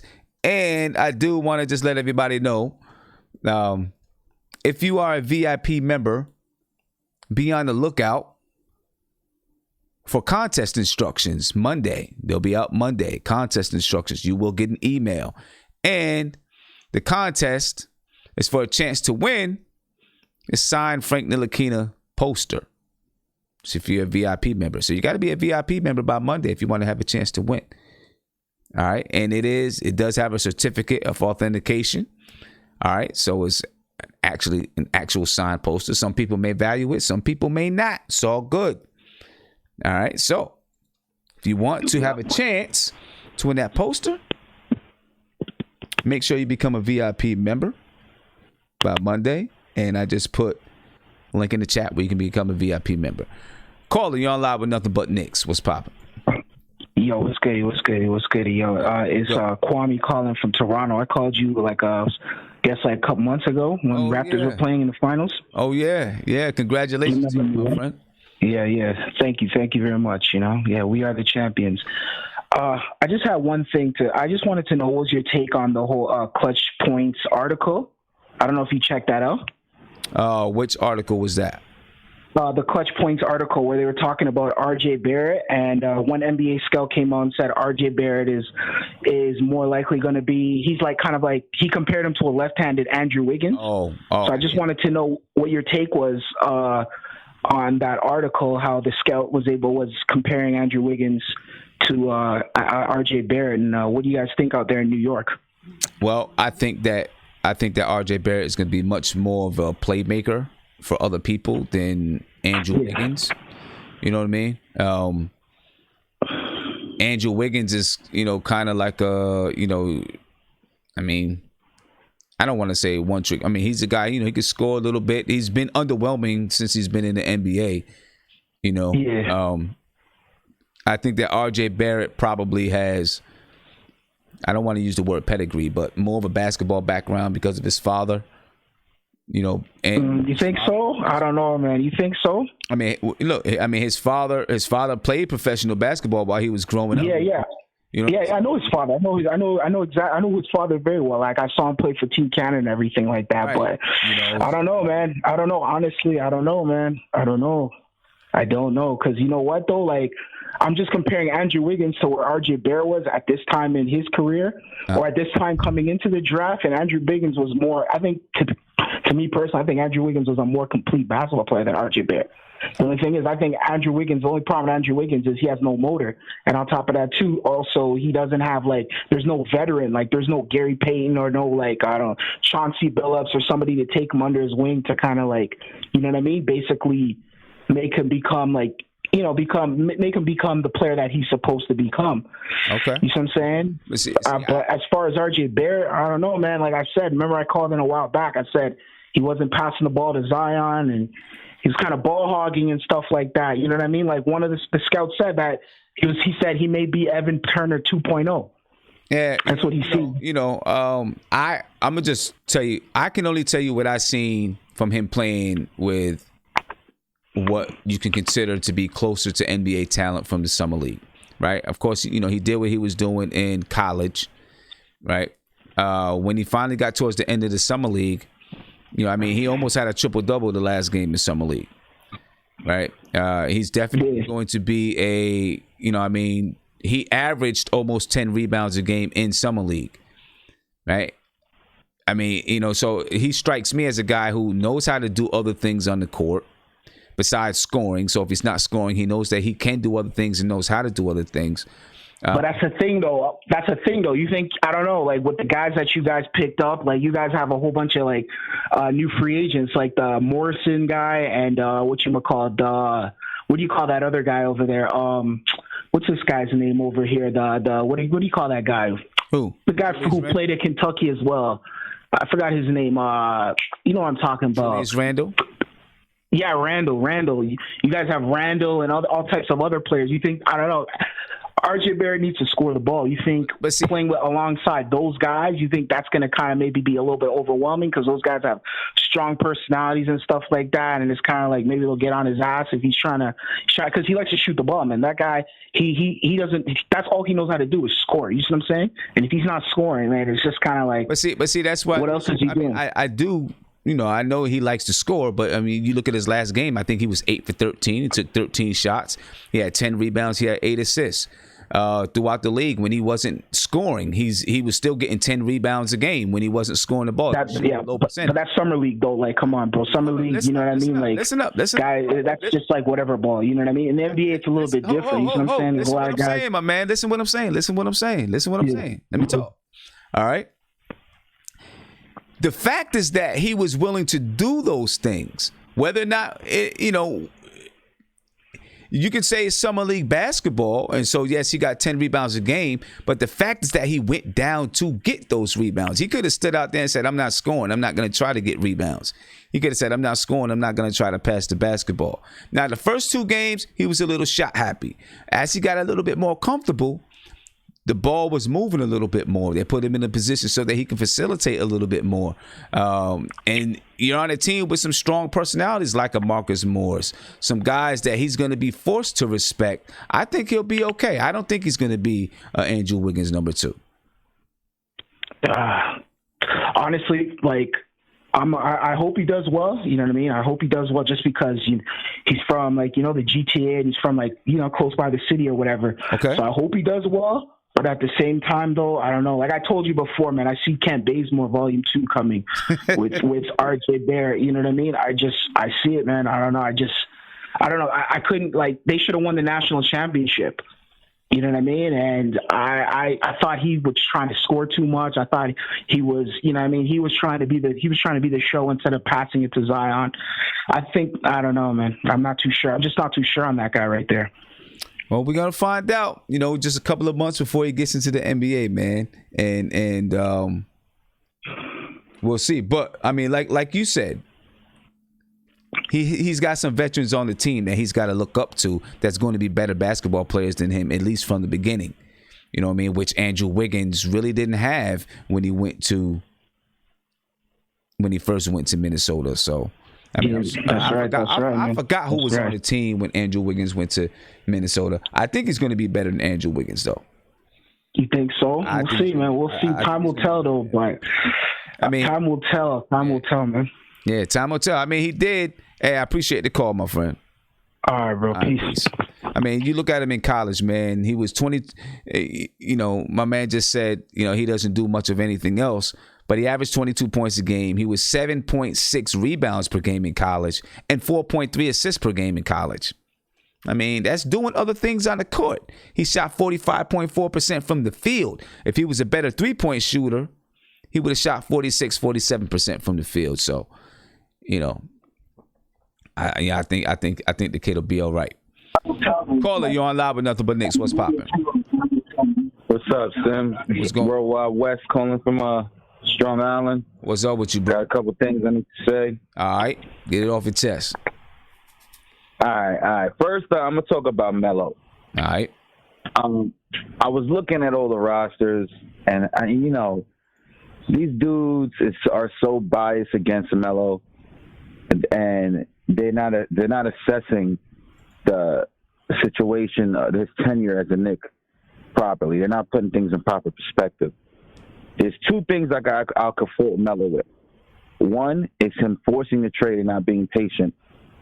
So he forced us to sacrifice assets that could have been used in potential deals later to put a better team around him, or he could have more of a supporting cast. So I criticize him for that. Also, in his last year as a Knick, I criticize him for not deferring to Porzingis more. He didn't really allow Porzingis to take off before he took off. They had to get rid of Melo in order for KP to do that. Other than that, you look at the rosters that they put around Melo, you start a guy like Tony Douglas at point guard, he's out the league. You started a guy like Landry Fields, that was Melo's shooting guard, he's out of the league. You started guys like Raymond Felton, who was on, he had that one good year with Stoudemire, And when we won 54 games, he played solid. But for the most part, he was worse than about 17 out of the 30 starting point guards in the league. You had guys like Jared Jeffries, right? When J.R. Smith is your second best player, there's no way in hell your team is going anywhere. When you have to rely on J.R. Smith to be productive, there's no way your team is going to be successful, right? So these dudes are blaming it on Melo when it's really the organization that failed Carmelo Anthony. They surrounded him. They used the amnesty on Chauncey Billups. I didn't hear anybody mention this. After they picked up Chauncey Billups' contract, then they used the amnesty about 2 weeks later after they picked it up, and then signed Tyson Chandler, which forfeited them from using the amnesty clause on Stoudemire, who, when we signed, we knew the man had a history of knee problems, and they created the amnesty clause. It was almost like a Stoudemire rule, but we used it on Chauncey Billups. We didn't pair him with the point guard that we should have paired him with, which obviously everybody knows is Chris Paul, who more than was willing to come to New York, right? We didn't do that. The organization failed him. They didn't put the players around him that they needed. He didn't have good outside shooting. He had Billy Walker was the starting shooting guard for him. Billy Walker in the playoff run when we got swept to the Heat. Jared Jeffries, Tyson Chandler, who had every single summer when the playoffs started, all of a sudden he had the flu. When the summertime came, Roy Hibbert looked like Shaq against him. The Miami Heat, they had dude Joel Anthony, who was like 6'8", killing Tyson Chandler, right? But we forget about these things. Everything is on Melo, right? When you look at other teams, they say, oh, Kawhi Leonard was able to bring the Raptors past the whatever you call it. Kawhi was playing with another all-star, a bona fide perennial all-star in Kyle Lowry. He also was playing with a great supporting cast. Dude, correct me if I'm wrong. I think Danny Green won the Finals MVP. Am I bugging? Did he not hit splash all those threes that year that they killed the Heat and he won the Finals MVP? He was an intricate part of that team. Pascal Siakam, a good up-and-coming player. A dude like Serge Ibaka, Mark Gasol. You're going to compare that roster and that supporting cast to the guys who were supporting Melo? If you plugged Melo in on a good team in his prime, who had the right supporting cast around him, it wouldn't have even been an issue. And then let's examine what happened each time he went to the playoffs. Well, I mean, we get it. You know, we kind of get it about Melo. All right. So I'm gonna back up off that, but that's just upsets me. You know what I mean? Because like I don't know what Guillermo's talking about, and these dudes is talking about. Like, come on, man. Like you got to put everything in proper perspective. If Tony Douglas is your starting point guard and Landry Fields is your starting shooting guard, you're not going anywhere. Cut it out, right? So that's one. Second of all, the R.J. Barrett comparison to Andrew Wiggins is pure stupidity. It's simply because they both are from Canada. Now, I read the article. That dude did not expound upon him saying that. He didn't say, oh, they're comparable players because one guy does this and the other guy also does this. All he said was that they're comparable players. They have no similarities in their game. Absolutely none. Okay? R.J. Barrett, he's only scratching the surface of where he's going to be. Okay? He's able to navigate through offense. He knows how to run an offense already at this early stage of his career.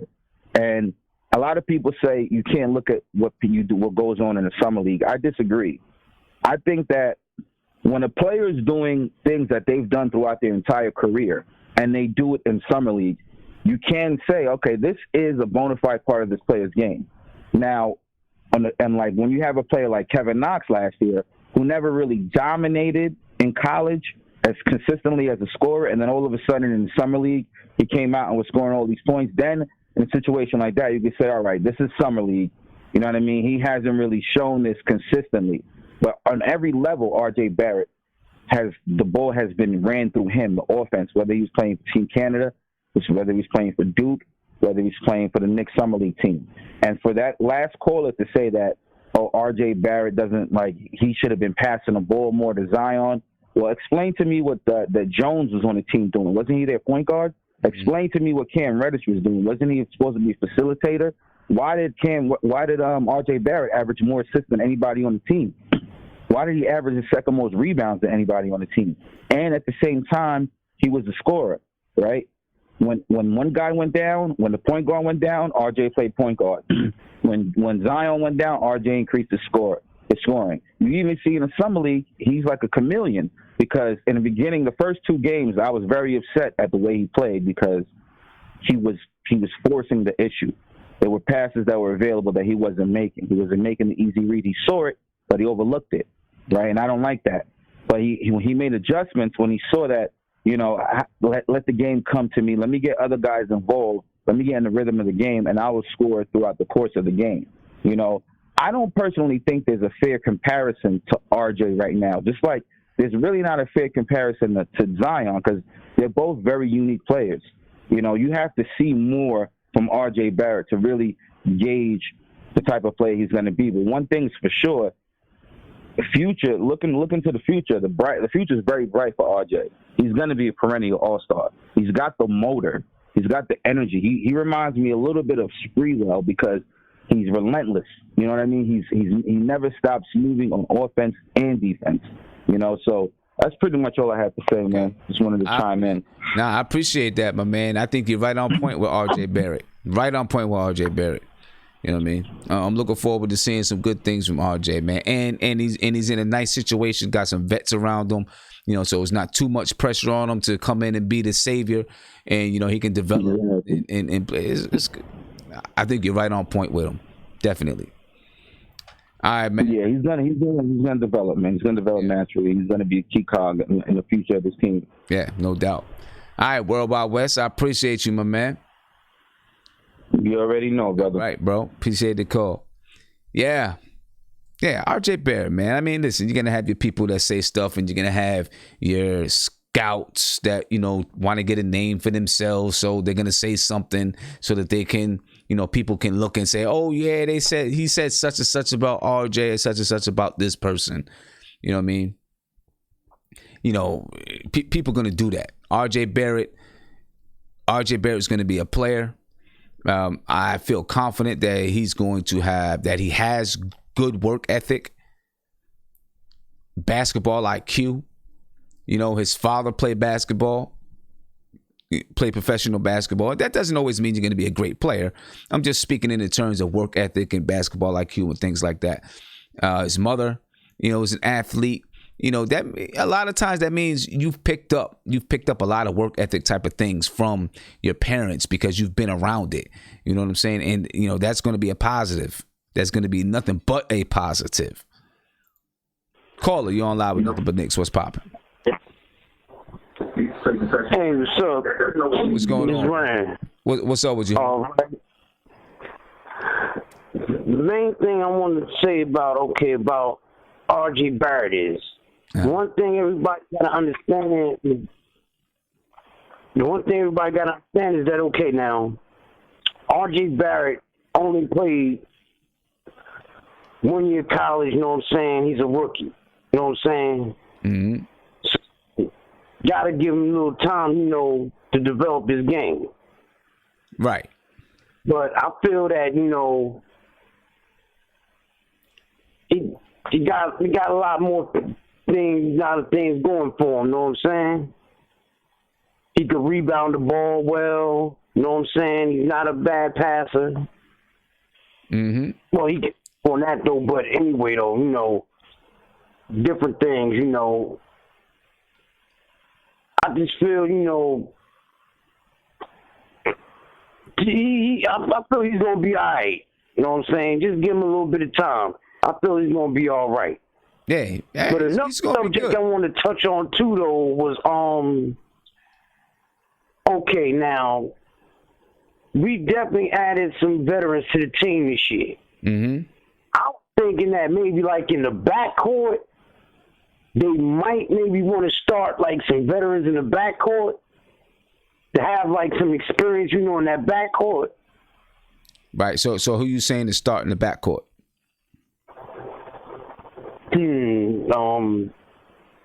I would probably say maybe I'm at the start of the season, I would say probably go with maybe like with Ellington and Peyton, because, you know, the experience level, just to, you know, start the season off. Okay. Now, in the front court, I would still stick with, you know what I'm saying, Randall at the power forward spot, maybe Knox again at the small forward, you know what I'm saying, and at the center spot, I mean, if Mitchell Robinson earns the starting spot, cool. Mm-hmm. But this year, he, you know what I'm saying, definitely going to have some more competition at that center spot, though. I think there's going to be some competition at that 3 spot, too, with Kevin Knox. You know, you got Marcus Morris who can play that 3 spot. You know what I'm saying? Yeah, true that. He's going to have to work for that spot, man. Yeah. He's going to have to work for that spot. Yeah. Hey, my man, I appreciate the call, bro. All right. Yeah, I appreciate the call, man. I'm going to get to a couple other phone calls here. All right. Have a good one.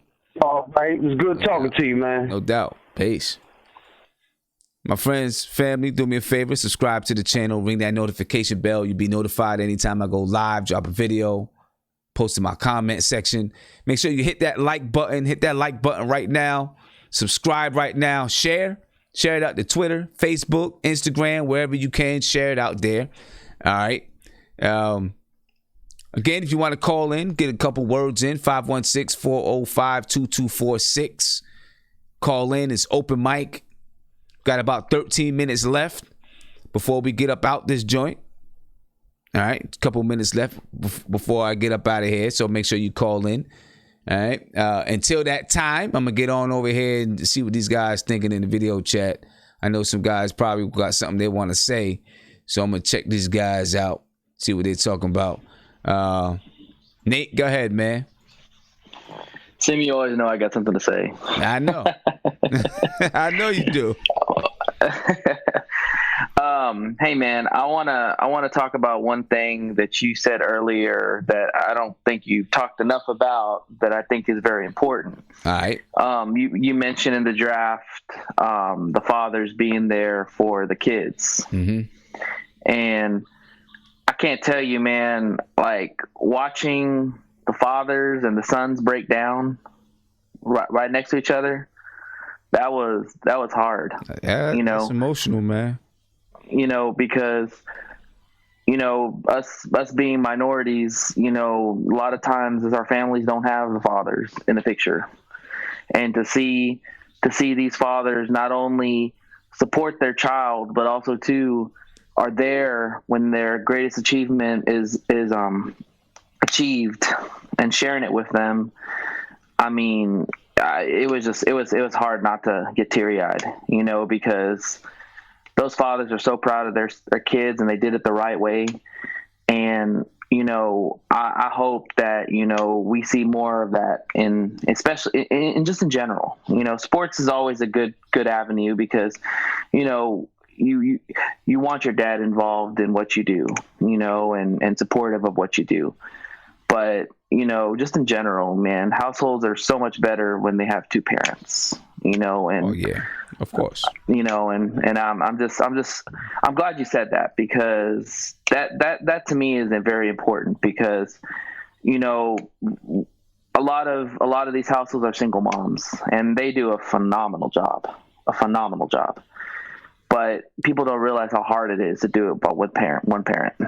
No, you know, and you know, people don't, man. And I can tell you what, for a little while for myself, I was a single father. You know what I mean? Yeah. And it's not easy. It can be done, but it's tough. It's very tough, and it's definitely a tough to have the supporting role of both parents. I mean, speaks volumes, because the kid's life is so much better when it's two parents in the household, especially if they're loving and supporting of their son or daughter. That's right. Yeah, man. Yeah. Way to talk on that, Nate. Way to talk on that. Anybody else here got something? It's open mic, man. Somebody you want to add? Rob, I'm coming to you, Rob. Go ahead, Rob. Yo, I've been hearing a little bit of hate about my boy, so I gotta discuss his name. Y'all been just killing him lately, like bringing him in on a little bit of mishaps. My man Tria. Man, Tria, y'all calling him a ball stopper, dribbler, don't pass the ball. Come on, man. Everybody else get a break on a learning curve set for him. One thing that he's doing that nobody is giving him credit for, yeah, he got to get out of holding the ball a little bit more. But yet, you have to have somebody to pass that rock to that you know is going to hit the shot. Now, Trigger may hold the ball, but he is making his shots at a better clip than anybody else shooting the ball from the field on that team. And last year, it wasn't nobody even close. So I can see him holding the ball. I don't expect that a lot this year. I think he learned from that, but he really didn't have nobody to pass the ball to. If you passed the ball to Timmy last year, you wasn't getting it back. Everybody else wasn't making shots as consistently as he was. So therefore, he might have held on to the ball. But as a talent, he's one of the up-and-coming talents on that team. And I think everybody is slipping. Everybody is looking at Golden State as like the non-ball stopping team that the ball. If you look at most NBA teams, somebody is controlling that ball on that team. And last year, it just so happened to be Trigger when he had it. Nobody else done even anything close. He shot 46% from the field, 80% from the line, and he shot 39%, 40% from three. So while he was holding the ball, he wasn't missing shots. So therefore, that's a good thing. So every time somebody brings up his name, they need to be like, okay, well, yeah, Trigger, he holds the ball. What about all the other good things that he was doing for us last year? If it wasn't for that, I think that hamstring, he would have probably been on the all-rookie team also. I just wanted to clear the air on that, and he's still growing. He's 23 years old. Everybody be trying to act like he's 30. So, right. And I'm just tired of the hate that always goes around with his name. Let him grow like everybody want Frank to grow, like everybody want Dotson to grow. You know what I'm saying? As far as I'm concerned, he plays defense. Everybody act like it's only one part of his game that they didn't see. He was chasing down block shots. Yes, and he played on-ball defense also, which is only going to get better. And as far as I'm concerned, Sims, you had made a couple of weeks ago when you was breaking down Bradley Beal, and you was like, yeah, Dotson will never be a Bradley Beal, but Tria can. So, I just want to put that out there. Put some respect on his name when y'all talking about him. That's all. I mean, I don't know if Trier can be a Bradley Beal. He has a little bit more time, I guess, than Dotson. The reason why I say that, but the reason why I say that is because Trier's game, like he's not coming off of screens and getting, coming off of screens with the catch and shoot, or is going to be able to, stand in the corner, catch it, and be a shooter that way. That's not his game. That's not. But he showed that in college. I watched the man in college. He showed that he can do that. He showed that he can do that. Now, all of his game, like when I first came onto the chat, when I was talking about Tria from day one because I watched him play. Okay. And he has all of that. But with the team that they had last year, it's hard to see anything. Because the talent wasn't there, but he was talented, and you will see more. Yeah, I agree with you there. I just don't know if he's going to be that kind of guy, that player that comes off of coming off screens, catch and shoot, and that's why I don't even liken him. I wouldn't even compare him to Bradley Beal because I feel like they play two different styles of game. You know what I mean? Damian Dotson I compare because they kind of play the same style of game, and they're almost the same age. Damian Dotson's 25 years old. City for real. Go ahead, man. Yo. Yeah, go ahead, City. All right. So, check it out. I'm with my man in the chat, man. Like, you know what I'm saying? Check it. with Trey here, like, you know what I'm saying? The only thing I can't even say I dislike it, because the only thing that happened with him was when he got hurt, he slumped off a little bit. That was it. But I know that's what I'm saying. I'm saying, like, after he got hurt, he slumped off a little bit or whatever. But, like, otherwise, that man has been on point. Like, you know what I'm saying? Although he hasn't, I guess, how do you want to say? Although he hasn't been, like, we want to say he hasn't been passing the ball or whatever. But his efficiency rating was on point, and we gotta pay respect to that. Like, you know what I'm saying? We gotta give a man the props for being efficient, at least for being efficient. Like, you know what I'm saying? Everything else, nah, bro. He was just efficient. Like, you know what I'm saying? And if you don't like the fact that he was efficient, hey, it is what it is. You know what I mean? But otherwise though, I want to get into the I want to get into my guy, and I'm gonna keep saying it every stream. I'm gonna tell y'all every time. You already know, bro. I'm rooting for my guy, the Elf of Wall Street. Okay, let's do it. I'm hoping he averaged 10 and 10 and at least 6. Okay. If that's not good numbers, tell me that's not good numbers. That's bro. good numbers, but I want to see him do more than that. You know what I'm saying? If he's a starting point guard, at least 10 and 6. You said, 10. That's 10 almost close to averaging. Yeah, I thought you meant almost close to averaging a triple double. Oh, I thought you were saying 10 points and 6. I didn't hear the second 10. Okay, 10, 10, and 6. Okay, he gave me 10, 10, and 6. Yeah, I'm happy. Yeah, I'm happy. Yeah, that's gonna be my guy, the Elf of Wall Street. Okay. Remember where you heard it first, brothers? All right, we're gonna find out, man. I'm hoping. Yeah, I hope so. Isaiah, what's up, man? Hey, Sim. Yeah. You know what? One day we need to do, Sim, and I really want to do this, and I want this to blow up. I want to do a round table, like an actual round table with a few of us, and we're all together. Because today, if we wanted to debate, so I would have been Stephen A. Smith, and I would have given you the Blasphemy Award for defending Carmelo Anthony tonight. Man, I would have. You know what? I'm missing. Listen. Anybody else got anything they want to say, man? He didn't have nothing he really wanted to say. He was just talking garbage. I had to cut that man off. Anything? What's up, Nate? I don't know. What's up, Nate? Hey, man. So I got a question for you. Do you see in your crystal ball in the next 10 years, do you see us winning a chip? Man. I mean, that's hard to say, right? That it is very hard to say. You know, ask me that question next season, right? Let's see what. Hey, I gave you 10 years. I gave you 10 year window. To say, man. I mean, 10 years.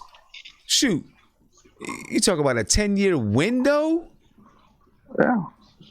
I mean, I'm just looking at what the young players we have. I mean, 10 years from now, they'll be. I hope so. I don't want to wait another 10 years, man. I don't want to wait another 10 years. So hopefully. And also too, the reason why I asked you that question, I mean, 10 years might be a little bit of a stretch, but a lot of the teams right now, like the Sixers, the Raptors, the Celtics, all those teams, the Nets, all their good players are going to be out of the league already by then. Yeah, it'd be some new stars that develop. Hopefully they're ours. True, yeah. Hopefully, there's no doubt. But I'm just saying, I'm looking at what the Knicks players are right now at their age. I mean, 10 years obviously would put Knox around 30 or something like that. So maybe 10 years not too much. Knicks maybe 5 or 6 years. Yeah, I mean, I hope so, man. Really. Yeah. Okay. I hope so. Just curious. Okay, Isaiah, if you don't have something real to say, then I'm just taking you out the chat this time. Word up. So if you don't have something real to say, I'm just taking you out the chat. That's abuse. Go ahead, man. That's abusing your power. That's abusing your power. So I would never do that to you, Sim. Go ahead, man. Anyways. What you mean abusing my power? It's my show. What are you talking about? Yeah, man. Anyways, I wanted to talk about I wanted to talk about the NBA. I'm so nervous he's gonna kick me out. I'm so nervous. Come on, man. Listen. Say something. Say everybody. something. Okay, listen, everybody. Can we please come and support my brother, my pops, my father figure, Sim, for August? We're coming out. We're gonna clean these courts. We're gonna take care of the community. We're gonna have some music. I'm gonna be breakdancing. We're gonna be doing a lot of stuff. I'm a cook. City. I'm gonna be on the grill. I'm gonna have my pool, and I'm gonna have my feet in the pool, my little kiddie pool. We're gonna have a good time. And you know what? I want to issue a challenge. I want to issue a challenge to Sim. I want to have a game, and I want to do this for charity. And for every point I score on Sim, which is gonna be 45, I'm gonna raise. No. I'm gonna raise some money. We have to do that opposite. Not every point you score. No, we don't. like we have to do that. We have to do it opposite. For every minute you don't score. You know what's crazy? I know. Right? You know how I know how to beat you now. For every minute you don't score. So let me tell you. I know the secret now. What you do with the mid range? I know what to do now to beat it. I know it.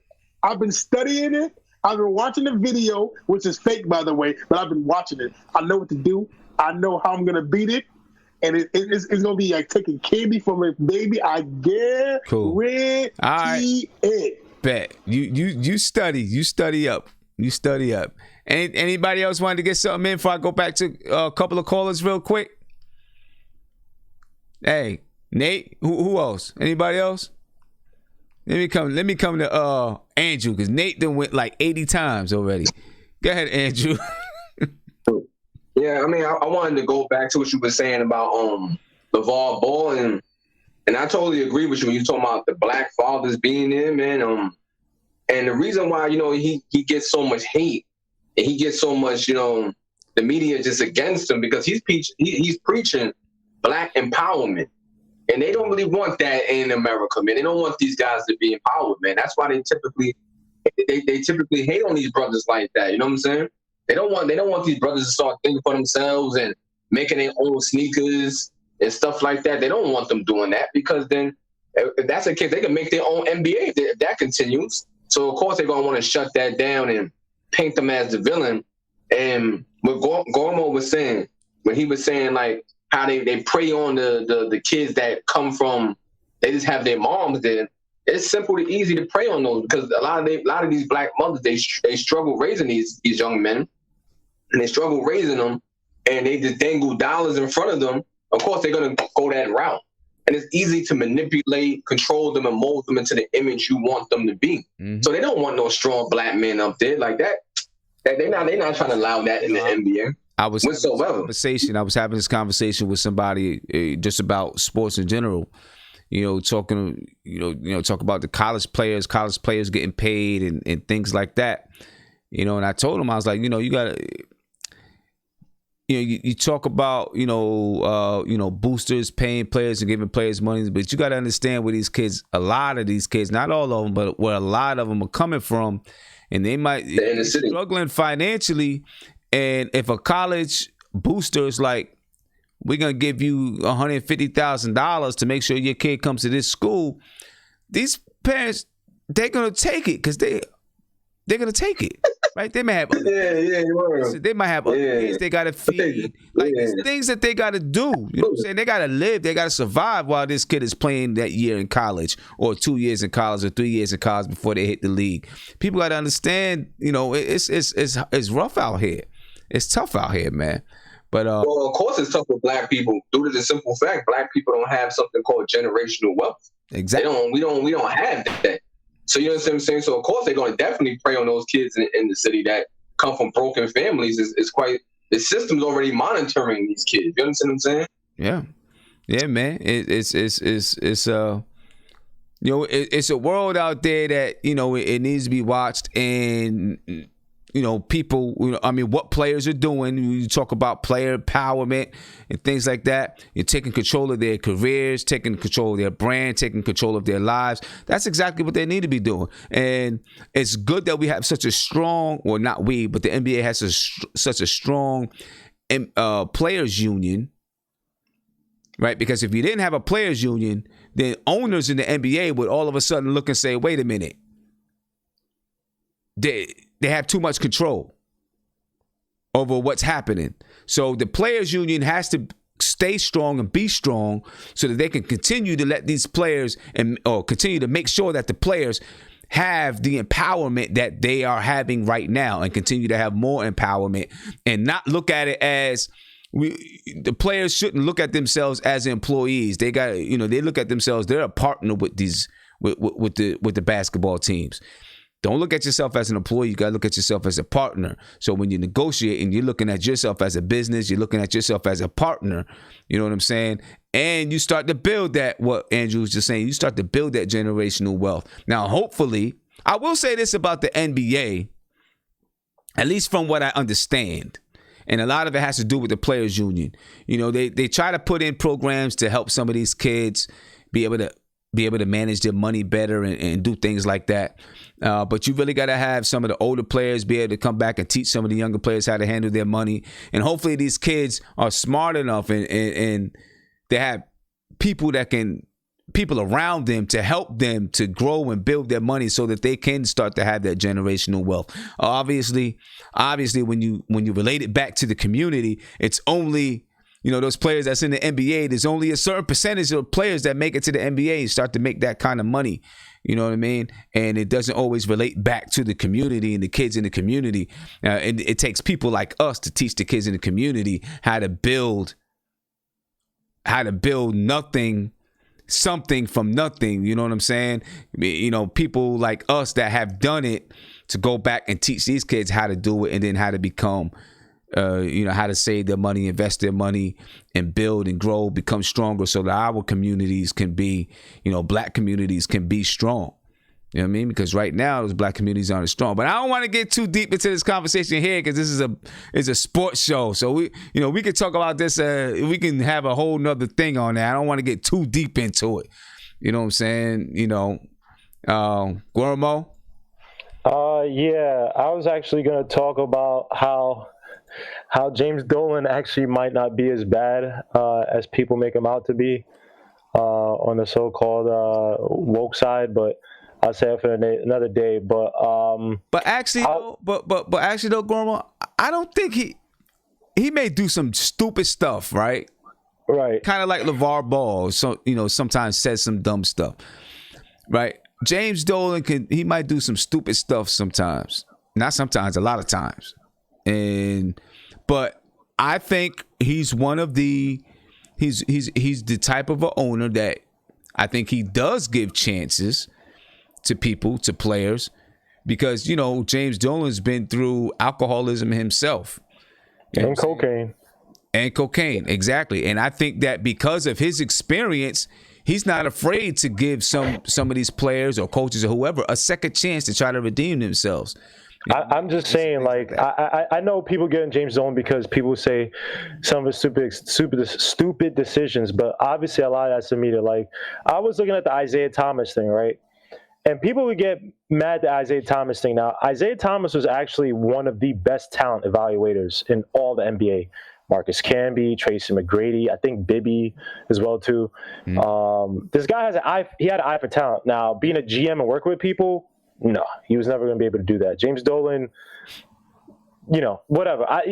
Things fell apart, whatever, right? But I've always seen him, and look what he's doing now with Scott Perry. And I just found, like, when people were killing him because of the whole Knicks thing, because we didn't get any major free agents, right? And I was just, people like, oh, he's an idiot, blah, blah. It was like these woke people on social media. And in my head, I'm like, well, he's actually given a lot of opportunities to African Americans, and now he's given to Scott Perry. He's actually letting them run the show, which is really impressive. Just for him, because he's such a messed up guy in the head, but he's actually given Scott Perry and Steve Mills, two African men of color, and Fizdale, a chance to run this team and do what they want. Now, he could have went out and said, yo, I got to make a splash. I got to get Tobias Harris, man. Like, screw this, I got to get a star. And he was like, you know what? I learned from my mistakes. Let me fall back. Now, on the flip side, we get on, look at the NBA, all these people who are so woke and, they're so, Mark Jackson's still not hired. And this is a 52-win coach who built up that Warriors team, at least the foundation. So I'm just saying, for all the people I want to give James Dolan how stupid of Oni is, I wish I could be on ESPN with, Rachel Nichols, that chill. And I could be like, well, you killed the Knicks for not doing this and that in free agency for Kevin Durant, blah, blah. But, why is Mark Jackson still not hired? You know what I mean? So, I didn't want to get too deep into that. So I was actually going to talk about a possible coach that we should go after. But, it is what it is. Let me not keep you. Mark Jackson should be working. I agree, Sim. And that's a guy with how the NBA's, sorry to cut you off, Sim, how the NBA is going in terms of point guards. And how they like point guards. Mark Jackson, say what you want. He's a developer of players. That Warriors team outside of Andrew Bogut, they seem to like Mark Jackson. And you're talking about how Draymond Green is acting, blah, blah, blah. That Warriors team was playing, even though Draymond Green didn't flourish under Mark Jackson.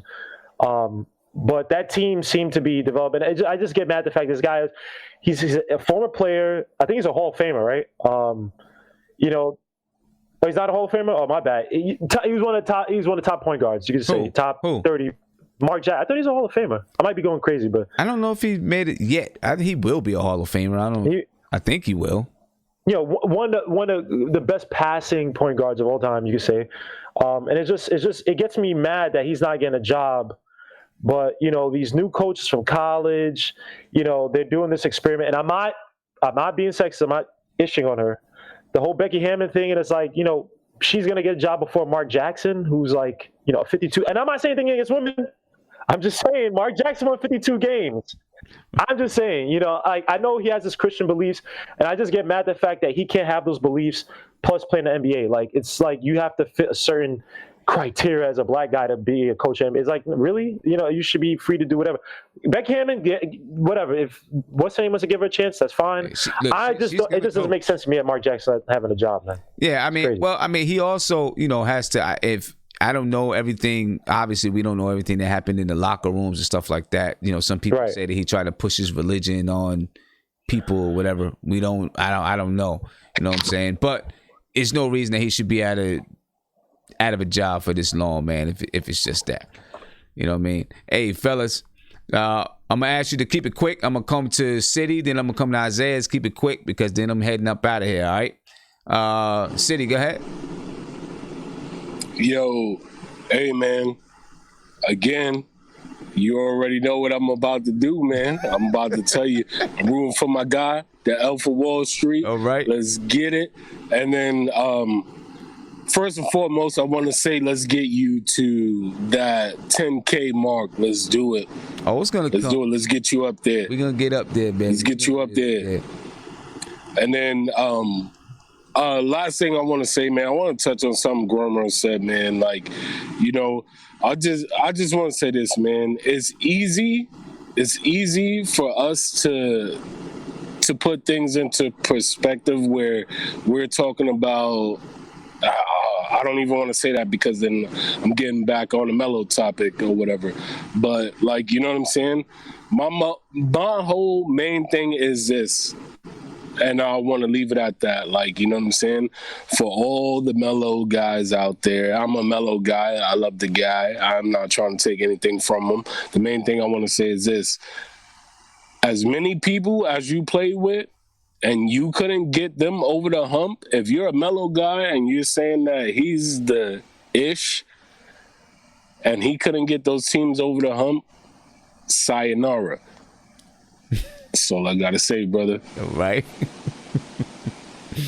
Isaiah, real quick, man. Real quick. Yo, Sim, this is a great show tonight, man. Wait, what? I said the clock is ticking, bro. The clock is ticking. Wait, it's a great. Hold on. It just started. Don't do that. It's a great show today. We all had fun. I'm glad we got to share our opinion. Stop cutting me off because that was bullcrap. Yeah, this is great. I don't know. You rushing me, man. I don't like that, man. I can't think right now. I don't know. I don't know what's going on right now. Listen, every Wednesday is gonna be open mic, so make sure you have something prepared. I'm gonna prepare this ass whooping for you next month, though. You best believe that. I'm taking this dude out of here, kicking him out, get him out. Talking about Get him out of here. All right, man. I'm gonna come around and just get your last words real quick, Nate. Yeah, man. All these people that are trying to put RJ Barrett in a box that think they know it all, they probably know as much as the weatherman predicting the weather. I mean, the truth is we don't know. This guy's 19 years old. Let him do his game, and we'll see where he's at in a couple of years with the predictions and all that. So that's all I'm gonna say. All right, man. All right, I'll catch you Friday night. All right, man. All right, later. Peace. All right, City was just a quick 15 seconds. Last words. Oh no, yo, I'm good. You gotta go to. Okay. All right. You gotta go. All right. You gotta hit up. All right, cool. Cause I'm just logging everybody out. Then Andrew. Oh man, just saying, thanks for having me. Thanks for having me on your show. I appreciate you, my friend. I appreciate it. Definitely. Thank you.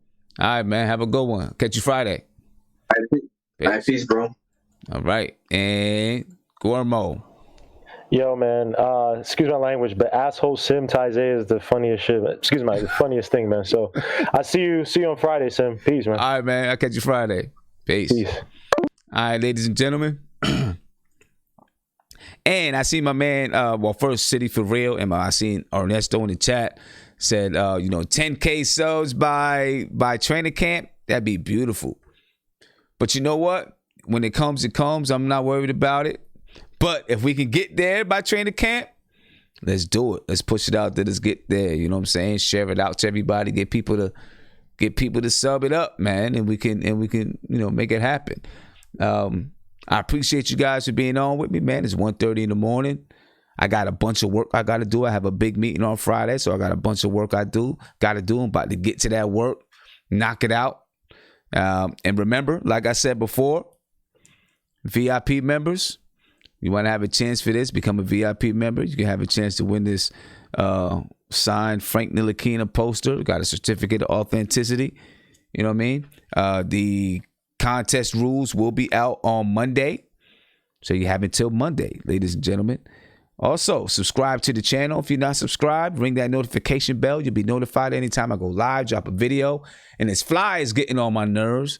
But anyway, ring that notification bell so you can be notified whenever I drop a video, go live, post in my community section, whatever it is. And remember, opening night tickets, you can get them now. You can reserve them right now. Just go to my website, nothingbutnicks.com. I'm going to make sure this fly is not at the next video. Trust me. Nothingbutnicks.com, ladies and gentlemen. And reserve these tickets. All right. You can become a VIP member. You can reserve the tickets. I'm putting the link in the chat right now. This is the link to a VIP member. And if you search around the site, you can find the tickets on sale as well. So I'm out for the night. I'll catch you guys Friday. Be peaceful. If I have time, maybe I'll drop a video. I got a couple ideas of videos that I want to get done, that I want to do. So I'll see if I get a chance to do it tomorrow. If not, I will catch you guys Friday night. And I'm out of here, folks. Peace.